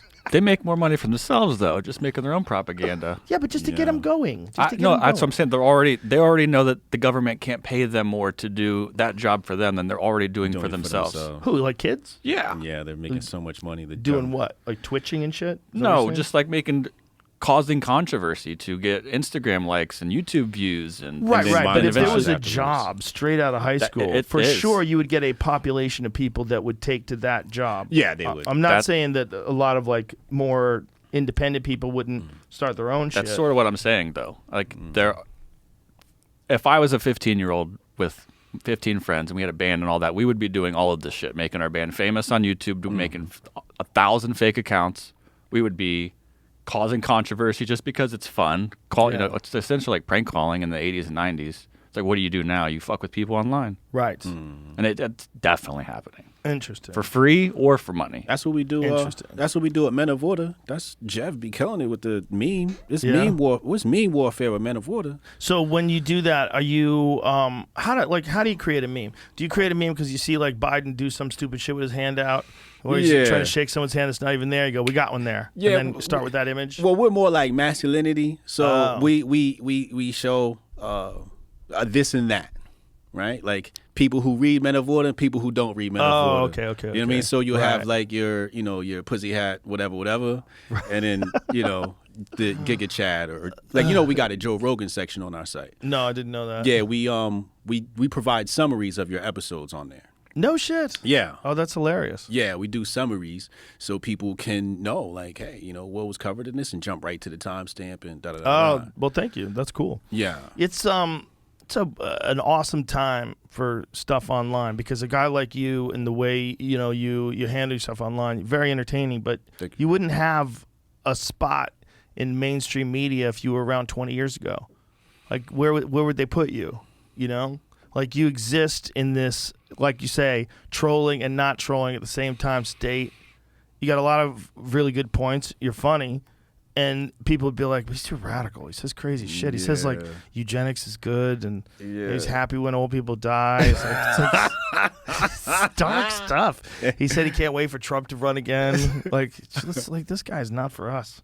You know what I'm saying? Like you exist in this, but it's like what you were talking about even with Charlie Sheen. It's like be yourself. Like that's the reason why people like Charlie Sheen is like, that's the real Charlie Sheen. I knew you were in there. I knew you were in there somewhere. Right. You were on that show and you're pretending to be like, 2.5 Men, everybody having a good time. Yeah. But really what you're doing is blow and you're banging prostitutes. Right. But I mean, look at the numbers your show does, right? Yes. Why does your show do better numbers than the so-called mainstream? Because there are a whole bunch of people that haven't been represented. Yeah, normal people. Correct. Yeah. Correct. And you provide so when you look at your numbers, it's a reflection of how many people are so sick of what's going on over here in, some of these other outlets. You know what I'm saying? Yeah. Well, And they're sick of it being spoon-fed to them. Right. By non-real people. By non-real people, right. Talking heads. Right. So when I look at your numbers, I'm looking and I'm very optimistic for people. I'm like, there's a lot of people out here who can be on the organic side of the bifurcation. You know what I'm saying? Well, when it comes to distribution of information, everything that I'm doing, everybody can do. The only thing that's different between me and other people doing this is that I have more access to guests and I have more publicity. So there's there's more knowledge of what I do. But we can now But anybody can break stuff down. Yes, but we can now put a number to how many people out there are unlocked or semi-unlocked. Yes. And we can look and say, okay, here's the number of Joe Rogan. This is the amount of people that are part of the fight. Yeah, and that's not even all the people because That's not keeps, correct. It keeps growing, and Yeah. people are realizing that whether someone's right or wrong is very important. But what's most important is whether or not they're honest. Yes. Because you can be wrong and then say, "Hey, I was wrong about that," and people go, "Okay, well, at least I know when Brian fucks up, he's going to tell me that he was wrong about that." That's a giant factor that Correct. is non-existent in mainstream news. It's non-existent, and they also don't admit that they're engaging in propaganda, paid for propaganda. Yeah. We know it. We know who's paying for them. We see the advertisers. We know what percentage of it is pharmaceutical companies. It's fucking crazy numbers, crazy money. We know where it's coming from. We know what they're allowed to say and not allowed to say. So you're never going to fully open up with that person. No. Charlie Sheen's talking about doing blow. Right. And you're like, I like it. He's him. That's Right. him. That reminded me of the 90s, 90s programming, none of that stuff can even come out now, right? None of it. They tried to come out with the Boondocks and they were like, nope, can't do it. Gotcha. Right. Yeah. Right? Yeah, that was one of the last shows. But The only show that is allowed to push the boundaries is South Park. How are they still getting away with this? Yo, I saw a clip the other day from an episode. I'm like, these people are still around. And I saw the clip and I'm like, They go hard. they go hard. They go hard. They are the hardest fucking show that's ever existed, and they still go hard. I support it. Fuck yeah. I support it. Fuck yeah. They have a beautiful loophole is that they're cartoons and they're not even good cartoons. They're shitty. They're shitty cartoons. They look terrible. And they're kids. They're kids. Yeah. They're kids. They're not real. Right. They're clearly not real. You don't feel any attachment to them. Canadians, their heads pop off. Like half their head bounces up and down when they talk, when they're Canadian. Yeah. I mean, come on, man. Yeah. It's one of the greatest shows the world's ever known. Yeah. But the biggest thing, about what you mentioned is the fact that there is an outlet for the voice. Yeah. Like prior to Michael Malice, Alex Jones, and you, I don't exist. Like if it's not for y'all, I don't. Y'all my. It's like you, Tim Cass, Michael Malice, and Alex Jones are my new Mount Rushmore. But I don't find out about you if it's not for Twitter. That's how I find out about you. Okay. So I found out about you from Twitter. I started reading your stuff, and I started saying, "This fucking dude's smart. It's funny. You say funny shit." I watched some of your videos. Yeah. Like when I first reached out to you. Right. It was like that's the beautiful thing about like a legitimate network. And when I mean a network, I don't mean like some contract and a company and with employees. I mean people connected to each other. Yeah. Like I find someone who's cool and interesting, I bring them on. I find someone who's got a funny viewpoint, I bring them on. Right. I find a scientist that has some strange experiment they're running. Right. I bring them on. Some dude is a world explorer. Come on, tell me what's up. Right. I like to climb with no ropes. Get in here, bitch. Right. Let's have a seat. Yeah. Like nobody else is gonna do that. Like I was in Miami. But you can. But everybody can. Yes. The thing about it is, and this is important. It's important. I'm not doing anything unusual. I'm just talking to people. But you're Everybody can do it. doing the Lord's work. I was at the Bitcoin conference in Miami. I'm walking in. I had a well pass. The chick stops me. She goes, "Who are you?" She's just asking because she saw me at the well pass. So I tell her my name. She's like, "I never heard of you before." So I go, I was on Joe Rogan. Oh, really? Dude, she pulls out her phone and starts taking a picture of me. She's like, I gotta get a picture. That's hilarious. But prior to, I'm nobody. But I say I'm Right. I was on Joe Rogan. She's like, I gotta get a picture with this guy. Wow. I'm like, that's wild. So who am I without Joe Rogan? I don't exist. Yeah, but I don't exist without people like you, because the part of the thing that makes the podcast interesting is that I bring people like you on. And I just bring all kinds of fun people and have cool conversations. It's a like I'm not just talking to myself. Yeah. Yeah. I'm not talking to the abyss. But what I'm saying about like what I'm doing is not hard to do. I really want people to know that. It is hard. Fucking no. I'm telling you, man. Anybody could do it. You and hypnotize other people are gonna before do it. we walk in here. I get customato. It's I think it's a thing that will happen much more often now, and people will see that there's like a real benefit in just being yourself and being honest and and you're on a path, right? Like I'm on a path. If you go back and listen to the early podcast, they sucked. They're fucking terrible. I had to get good at it. You're on a path. And it's like everything else. You get, but just get a little bit better. It's a thing that almost everybody does. They talk to people. You just got to get better at talking to people. But the way to get better is to do it. So do it, and don't worry about the first ones sucking. My first ones were fucking terrible. So my thought to everybody is like, you can find your voice in this sort of a medium. Anybody can do it. You don't need a gatekeeper anymore. Right. There is no gatekeeper. Right, which is how I found out about you. Yeah. Which is why I found out about Jordan Peterson. It's how I found out about a million fucking people that I interview, a million authors that I talk to, and different comedians that I find out about. I find them out online. It's just like a natural network. Yeah. Someone's funny, and I see someone says to me, "Oh, check out this sketch." I'm like, "Oh shit, that's hilarious." And then I reach out. I'm like, "Hey, what's up?" And that's the beautiful thing about today. Like, you don't need a bunch of other people to tell you can do something. You can just do it. You can just do it. You can just do it. You're right. Yeah, that's what I'm saying. I mean, you're not going to do it like I do. You're going to do it like you do. And you'll get better at doing the way you do it. Yeah. That's good for everybody. It's a way to make a living. It's like and it's also something we need. Like, I am a huge consumer of podcasts. I like listening to people sort stuff out. I like listening to people talk about, like, I'm a big fan of Radiolab because they'll tell you all kinds of crazy science stories, and that's where I learned out about CRISPR. I've learned a bunch of things from Radiolab. And it's like, that medium is amazing, man, and it takes up time where you're normally just not doing anything, or you listen to music, like driving or on the gym, in the gym on a treadmill or something like that. Like, I'll just get into a podcast. Yeah, I think podcasting and just streaming, all of that, I think this thing right here, in the future, everybody's going to need one, otherwise you won't exist. A microphone. Some way to express yourself. Some way to communicate with the world. I think, especially as we get more digital, everybody's going to need one of these. to broadcast to other individuals. Imagine if Johnny Depp had a podcast at the very beginning of the accusations against Amber Heard. And Johnny Depp gets on the podcast and is like, first of all, she's shit in my bed. You know, I just starts telling the whole thing from top to bottom. Look, she's crazy. I married a crazy lady. She was hot as fuck. Yeah. She was great to have sex with. We did a lot of blow together. We had a lot of party, but she's out of her fucking mind. Yeah. No, I didn't beat her up. I'm goddamn Johnny Depp. I'm not beating anybody up. Right. You know? Yeah. That would have been amazing. It would have been amazing. If he had a podcast, that shit would have been over quick because you would be able to listen to his words and listen to her words. The thing is, like, when you write an accusation like that and you put it in an op-ed, I think she put it in an op-ed. And, like, I forget what website it was on. There was ghostwriters for that. Did you know about this stuff? Yes, I did. The ACLU ghost wrote that. They made a deal for it and all that stuff. Yeah, they made a deal for it. She was giving $3.5 million to the ACLU, which was the divorce settlement from Johnny, and that was part of the equation. Look at you. And she didn't pay. Johnny Depp had to pay. And Yeah, no, someone might have chipped in for her. Yeah. What? Some other dude who likes that.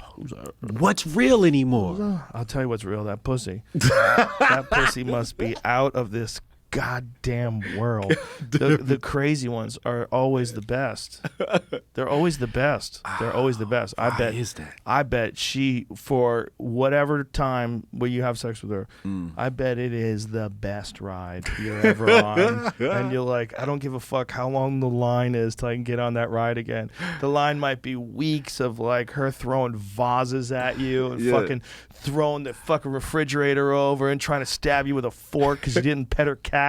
She's out of her fucking mind. But it was all worth it for that 15 minutes on a Saturday. Once she tells you she loves you and sticks her tongue down your throat and jumps and wraps her legs around you and you're like, oh my God, we're gonna do it again. There's someone out there that wants to be the next one, right? With her, probably. Would you say? A guy? Yeah, like I can't wait. Someone. I'll fix her. Fucking thousands of guys. All right. Thousands of guys. She's hot as fuck, dude.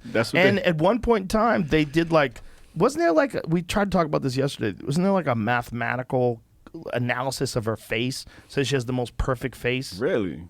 She's fucking, well, she's getting a little haggard because the coke and all the lying. Oh, okay. But if you go back in time, like a few years back, she's goddamn beautiful. Crazy as fuck and beautiful. Yeah. And just traveling you around the world. You're just doing coke together and sunglasses on, stepping off of private jets in the sun. You fucking vampires. Can't wait to get to the hotel, eat caviar and do blow. Woo! Oh my You're hanging God. out with Jack Sparrow, bitch. Let's go. Let's fucking go. It's like Stacey Dash. Like, she had all those divorces. Yeah. And then I tweeted out after the last divorce, I tweeted some flirt. I forget what it was. And my followers were like, do you want to be the fifth husband? That's crazy. And I'm like, I'll take a chance. Yeah. It's like, Stacey listen, Dash. you know she's going to let you off the hook. She's already divorced 5 times. 6 ain't shit. Let's go. Let's go. Yeah, plus she seems crazy. Yeah. She seems crazy as fuck. I bet she'd be a lot of fun as well. I'd take a chance. Stacey Dash. I've been in love with Stacey Dash my whole life. Yes. I think you guys should, you know what you do? Start working together. Start doing a podcast Nah, together. I can't do that. It'll go down. It'll go down. They'll be like, God damn it. My damn fiance will be pissed. Yeah. You don't want crazy women in your life, but yet you do. You do, yeah. You do. You just don't want them that crazy. You don't want, like, that's top of the food chain actress crazy. That's what you get. Well, that's like Joan, what is it? Joan, what's the fucking, the lady with the no more wire hangers. You know that movie? Yeah. Fuck. It was a movie about an old-timey movie star. Mommy Dearest? Mommy Dearest, yeah. Joan Crawford. Yeah. Joan Crawford, old-timey movie star, was apparently out of her fucking mind. And she would, like, beat the shit out of her kid and scream at him and torture him. What? And the whole thing is about how America loved her and what a terrible mom she was. And the movie's called Mommy Dearest. It's a crazy movie. Oh, that's wild. It's supposedly accurate, but who knows? You know, the daughter might have been a piece of shit, you know, and she might have made up some stuff about her mom. Who knows? Who knows? Yeah. But she also might have told the truth. Yeah. You know. Probably a little bit of truth. Yeah. For sure. Yeah. I bet Joan Crawford probably a wild ride back in the day. Catch her back in the 40s. She's young and crazy. You know, she's naked in a creek somewhere. Oh my God. Yeah, the notorious wire hanger scene is even worse in the film than in the book. In the book, Christina says Joan beat her for having wire hangers in her closet, perhaps because when Joan was a girl, her mother had to work at a dry cleaner's, and the star hated being reminded of her former poverty. Oh my God. Oh, that bitch was so nuts. But that's the type of woman that makes a great actress. That's true. That's true. You gotta be a little bit crazy to be. You gotta be You gotta be a little crazy. bit crazy. Even Halle Berry, right? Like I love Halle Look at that. Berry, but That was Joan Crawford. Jesus Christ. Faye Dunaway played her. That was Faye Dunaway, though. That wasn't the real Joan Crawford. oh okay. Like Right? Halle Berry's had like a bunch of defunct relationships, but Is that the real Joan Crawford? I or is can't it- tell, honestly. I That's don't Faye know. Dunaway. I wish I knew. that's fair. That's Faye Dunaway? That Yeah. looks like the real one, but I can't tell. It could just be makeup. Why don't just... Is that Oh a yeah, photo? no, it does say Faye Dunaway. Yeah, that's Faye Dunaway pretending to be her. What does Joan Crawford look like? Actual Joan Crawford. She just got to Joan Crawford. She was what year was she a movie star? Oh, she looks crazy as fuck. Oh, my God. damn it. God damn it. Look at that color one down there. Click on that. No, the color crazy one. eyes. Right She got there. crazy eyes. Medicated. Look at those eyeballs. That bitch is out of lunch. I could see her beating her kid. Couldn't you? Yeah, Oh, yeah. Yeah. Look how nuts she looks. I can see it. Jamie, we should get that photo on one of them steel, one of those metal She pictures. looked like she just one? got finished. Yeah. She looked Don't like you she think we just- should get that? I think we should get that. She She's crazy. She looked like she just got finished beating, and somebody questioned her about it, and she's like, "And what?" She looks like they walked into the room and she's on the bed with blood splatters all over her face. Right. And she's sitting there like this. Yeah. What are you gonna do What is about that? She's posing with a log. She's ready to crush her kid's skull. She's got a fucking log over her shoulder. Bitch, what are you doing? What are you doing with that log? it? Who was creative design for that He's one? like, okay, Joan, what I want you to do now is take that log and throw it on your shoulder. You're a goddamn lumberjack woman. That's how powerful you are. I fucking love it. One over here. Yeah, love it. Who signed off on that? Yeah, her publicists need to be fired immediately.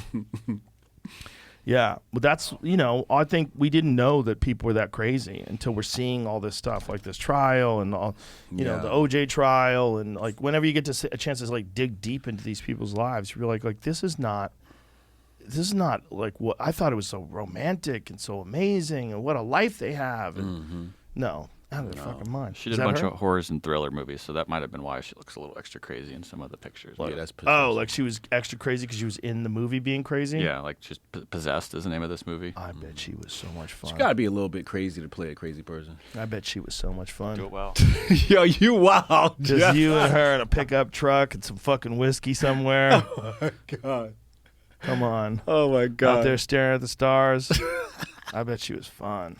Crazy. I bet she told you, I'm psychic.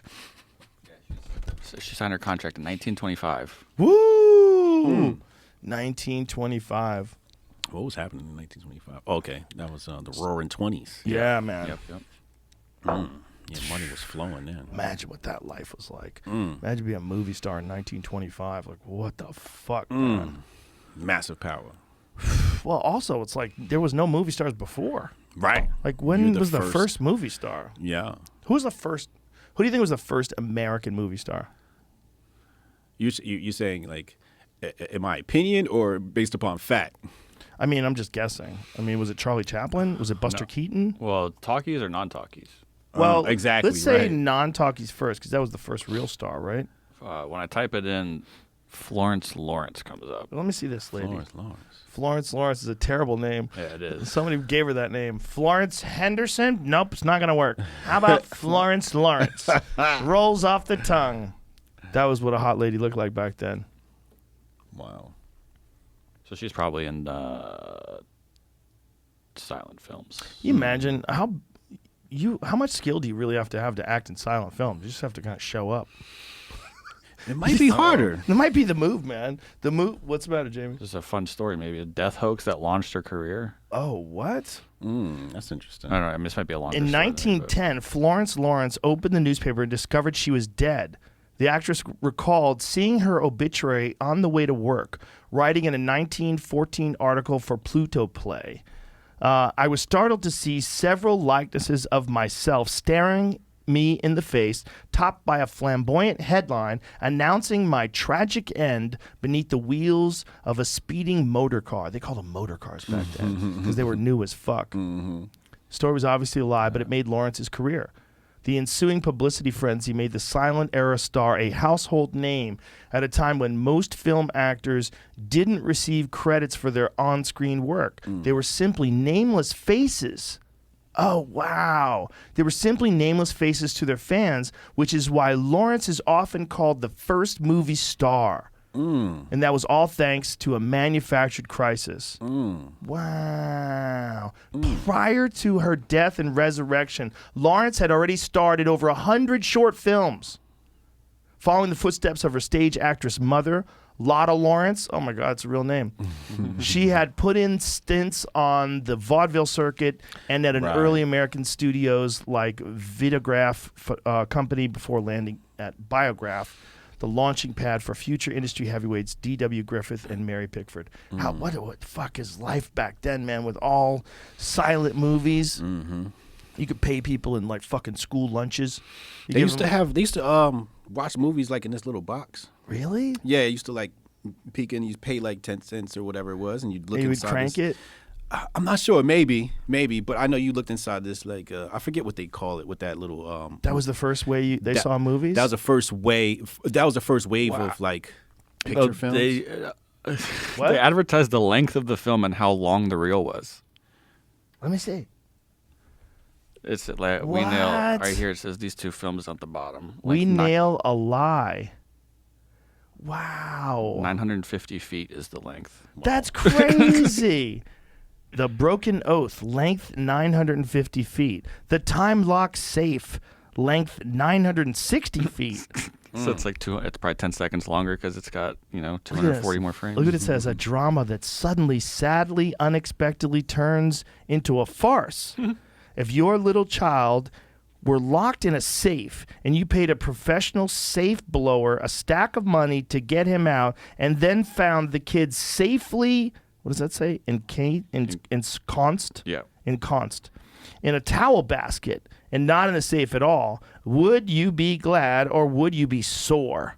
Imagine what a corking good picture can be worked up on this plot.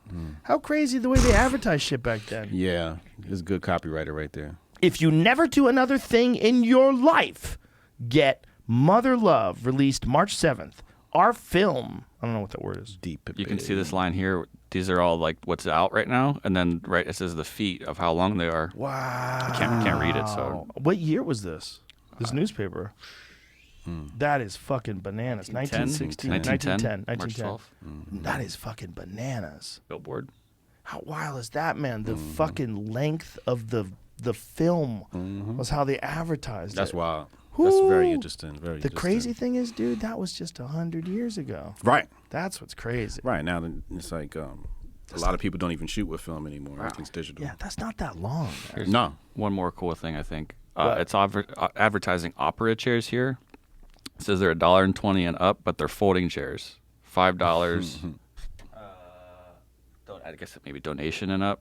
So you just show up and get a chair. Like you just grab a chair, set it down, and that's your seat. Wow. Maybe you have it in this build in 1910. I didn't have a lot set up. Wow. Musicians wanted for a string quartet. So it was probably gathering in places like that to see some on a screen hadn't existed yet. Like when did it start existing where they would have a screen? Even right above that, and they're going to show slides of the big Paris flood. 16 colored slides of the flood in Paris. Come check it out. Like, dude, you had no idea what was really going on in the world back then. You were fucked. Yeah. You were completely at the beck and call of whoever is the government. Right. Absolutely. I mean, that's kind of like why now is good because we have camera phones. We can record everything. You can't lie about what's happening in Australia. Imagine if Australia happened back then. Do you remember there was a Christian Slater movie about he was a pirate radio DJ and he was like this rebel and nobody knew who he was and he was like speaking truth. What is it called? Pump up the volume. Give me the fucking trailer of this. This was. Think about it. Everything's polluted. What year was this, Jamie? Schools, you name it. 90s, early 90s. Yeah, listen. 92 FM tonight. It feels like a nice, clean little band. No one else is using it. Price is right. Are you listening to this? Yeah, of course I'm listening. There's nothing to do anymore. And all the great Themes have been used up, turned into theme parks. This is the earliest version of the JRE. careful to be living. This is what it is. And he was the first. There's nothing to look forward to. This is the and pilot nothing to look up episode. to. He's got a pirate radio station. Nobody knows who he is. I could be that anonymous nerd sitting across from you, and when you turn around, and he just looks away. Never looks back at you again. He's the cool guy. Welcome to the Wing Schnitzel, man. Take your order, please. Yeah, I want. So he would play music and he would pontificate philosophically in between the songs. Why are we the way we are? Why can't we just get along? Why can't we just put all the bullshit aside? Like the Ramones. Rock, rock, rock, rock, rock and roll high school. And he would just, and he was like the coolest guy, and everybody was listening. But the fucking cops had to come get him. The FBI went to get him. He had a fight with people. People were beating his ass because he was talking too much shit in between the songs, and society was going to crumble. Bro, they would fucking go and interview him. The fucking police were trying to find him. They were trying to locate where he was broadcasting out of. What? It was like a big deal. They were trying to stop him. He's speaking too much truth. We got to take out Christian Slater. That was a real show. That was a real movie. Wow. I want to say I saw it, but I'm sure I saw the whole thing, but I don't remember any of it. I just remember the premise. Yeah, I want to say it looks familiar, but maybe I did. Maybe I That was a thing back then. Pirate radio. Pirate radio was a a thing. Yeah, that was a real thing. And Absolutely. it was dangerous because what is he doesn't? He's going outside the FCC. What if he says cunt? You know, I mean, we forget Howard Stern got fined rather. Howard Stern got fined hundreds of thousands of dollars back in the day from the FCC for saying things on the air that are nothing compared to what everybody says today. What we like freely talk about today. Well, FCC is Marxist. Exactly. 10 planks of communism, centralization of communication, right? Controlling the airways. Well, I think it was the government was mad because he was talking shit about Bush. Howard would talk a lot of shit about Bush. Howard kind of flipped. I would have thought he would have been today right wing, and he's not. No. I don't know what Howard's. I think he's definitely not right wing. He's definitely left wing. Right. Yes. You know, the pandemic didn't do everybody good. You know, some people got a little more worked up about it than others, and he was, very upset about it and stayed in the Hamptons and.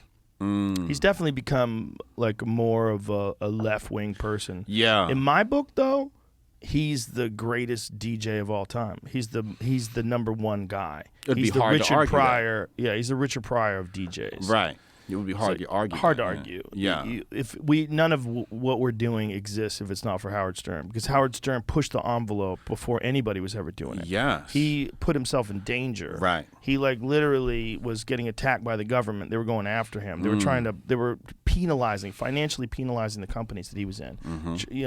For what they were saying that it was profanity. They were just making up arbitrary decisions as to what you can and can't say, and they could do that because they would control the airways. He's necessary. His voice is necessary for freedom. Well, it was super necessary in the beginning because no one else had the courage to do it. He was so crazy that he would do things, and a lot of it, when he was doing it at the time, nobody had ever done anything like that before. Correct. He was so far out there. Yeah. But people change. I don't fault him for changing. No. That is who he is, and more power to him, and God bless him. Yeah. But the reality of who he is he's the greatest radio DJ of all time. Because what he is now is almost irrelevant. What he created, the door he opened, I will forever be in his debt. Yeah, he is a pioneer in that aspect. 100%. Yeah, and he had balls, man. And he opened up the door for Opie and Anthony, and Opie and Anthony did it a different way than he did it, and they opened up the door for me because that's like where I kind of got the idea to really do it, is to watch. These guys just had it like a hang, like instead of it being like a very structured interview. Like Howard was more structured. He had like questions for you. He was very professional. Opie and Anthony was like, they would just hang out and they would have fun. And comics would come in and it'd be like Bobby Kelly and Jim Norton and we'd all be laughing and shit and Patrice, and they didn't have a structure at all. And I was like, damn, that's fun. I could do that. And that got me thinking. And then when I first saw Anthony Cumia do live from the compound, he had a green screen in his basement because he had all this money. And he's this crazy single guy who drinks every day. And so he's got a machine gun and he's doing karaoke in front of a green screen with a machine gun in his basement. And I was like, God damn, I need a basement with a karaoke machine. Like I need a broadcast. I need to figure out how to broadcast. I'm like, it looks so fun. Because here's a guy who had a show. Like one of the top national shows was Opie and Anthony. He had a show. Yeah, I remember that. And while he was doing that at nighttime, he was hanging out with his friends and making a podcast. So this show that he does, or that he did at the time rather, from his house, is that's like one of the main things that got me to start it myself, to watch him doing it. Like, fuck. That and Tom Green. Tom Green turned his fucking house. Turned his house into a recording studio. Yeah. Before anybody, man. Yeah. I want to say Tom Green did it in like 2004 or some shit. 2003. Early, super early. Before I want to say before the reality TV shows started doing it. Maybe. I mean, but he was doing essentially a traditional talk show on the internet from his house. He had a desk and everything. You would sit in the seat right next to the desk. Yes. He turned his house into a studio. Yeah. So I was thinking about the guy who used to like throw water on his parents, wake him up at night, and terrorize them. And Tom Green did that too. That's the same Tom Green. Yeah, Tom Green. But like, the cameras in the house, like. Yeah, he did that. That was like he'd do pranks on people. That was on. He was famous on MTV first. MTV, right. And then he went on to do. He had a show that he was doing from his house, where he set up his living room like a set. Like he had cameras there. He had servers in his house and fucking giant cable cords that were wrapped down, and it was wild. Me and Red Band went to his place. We're like, dude, this is crazy. And that was also one of the things that got us excited about doing our own thing. Was seeing how he did. Like, this is crazy. He turns his whole house into a fucking studio. And that was part of the motivation to do it. But you got to think of like all those guys that started doing these kind of things. Adam Curry, when he developed the first podcast. That's the original podcaster. Yes, Without Adam Curry, none of this shit happens. Yeah, none of it exists, yeah. Because no one goes, oh, you could just do it like a radio show, but do it online and say whatever you want. Oh, this is crazy. Yeah. You know, so you don't need satellite radio. Satellite radio is better than regular radio because you could swear. Right. So like, you could swear. Oh my God, we could swear? This is crazy. I can't believe this. And then the internet comes along and goes, you don't have to have it any length of time. You can do whatever the fuck you want. Like, so that's the next leg. Yeah, that's the new phenomenon. But look at the names you've mentioned, right? Like, these are all people that if they would have asked an outside entity, should they do what they did, they would have said no out of, like, fear-based decisions. But a guy like Howard Stern, who just goes, like, that's what I be telling people. Like, you're afraid of some circumstances or consequences that are actually a creation of your own mind. They actually don't exist yet. But if you ignore those, like, you have exponential, growth. If you could just be yourself. Yeah. And then also, if people don't like who yourself turns out to be, they don't like it, it's maybe you need to do some work on yourself. Yeah. Maybe use it as a positive. I would say just lead with love. Lead with love. Lead with love. Yeah. That's what I tell. Man, just lead with love. If you lead with love, then things usually sort themselves out. Let's end with that, man. No finer words have ever been said. Lead with love. Lead with love. Hotep Jesus, ladies and gentlemen. Where can people find you? On Twitter, they could find you on that. Yeah, go to your show. Tell everybody, like, what's the best way to get all your information? Yeah, go to my Twitter account, Hotep Jesus, or go to, you can type in hotepjesus.com. You can't post it as a link because it redirects to briansharp.co, which is my government name. My legal name, briansharp.co is best place. It has all my links, and then we have the YouTube channel, Hotep Jesus. Yeah. And are they fucking with you at all on YouTube? Or Yeah. Yeah. Have you thought about going to one of those other alternative platforms? No. It's better, like, the distribution on YouTube is unprecedented. You can't beat it. Can't beat it. There's nobody that can compete with that. Just gotta get Elon to buy it. That's what I was gonna say. I was like, yo, if Elon could buy YouTube, I'd be so happy, man. Can you imagine if he buys Twitter and it becomes like uber profitable, and then he does try to buy YouTube. YouTube's very expensive. Google's not going to give YouTube. They're not out. going. They're not going to give. No, it's Fuck Twitter no, and right? Google are two completely different types of like, no. companies. Yeah, that's not going to happen. Totally different guys of company. Especially with the entertainment industry connected to it. That's not going to happen. Also, the ability to affect elections. Yeah, that whole situation. Yeah, Google's a crazy, powerful organization. But before I go to somebody else's platform, I'll build my own. That's a good move. Yeah, that's smart. I'll stream from my own platform. I think a lot of people are going to do that in the future when they realize that like you've built up this gigantic following on another platform, and then they could take it away from you at any time. Yeah, you know. Yeah. But keep on rocking in the free world. Thank you. Thanks, sir. Appreciate it. I appreciate Fun you. times. All right, bye everybody.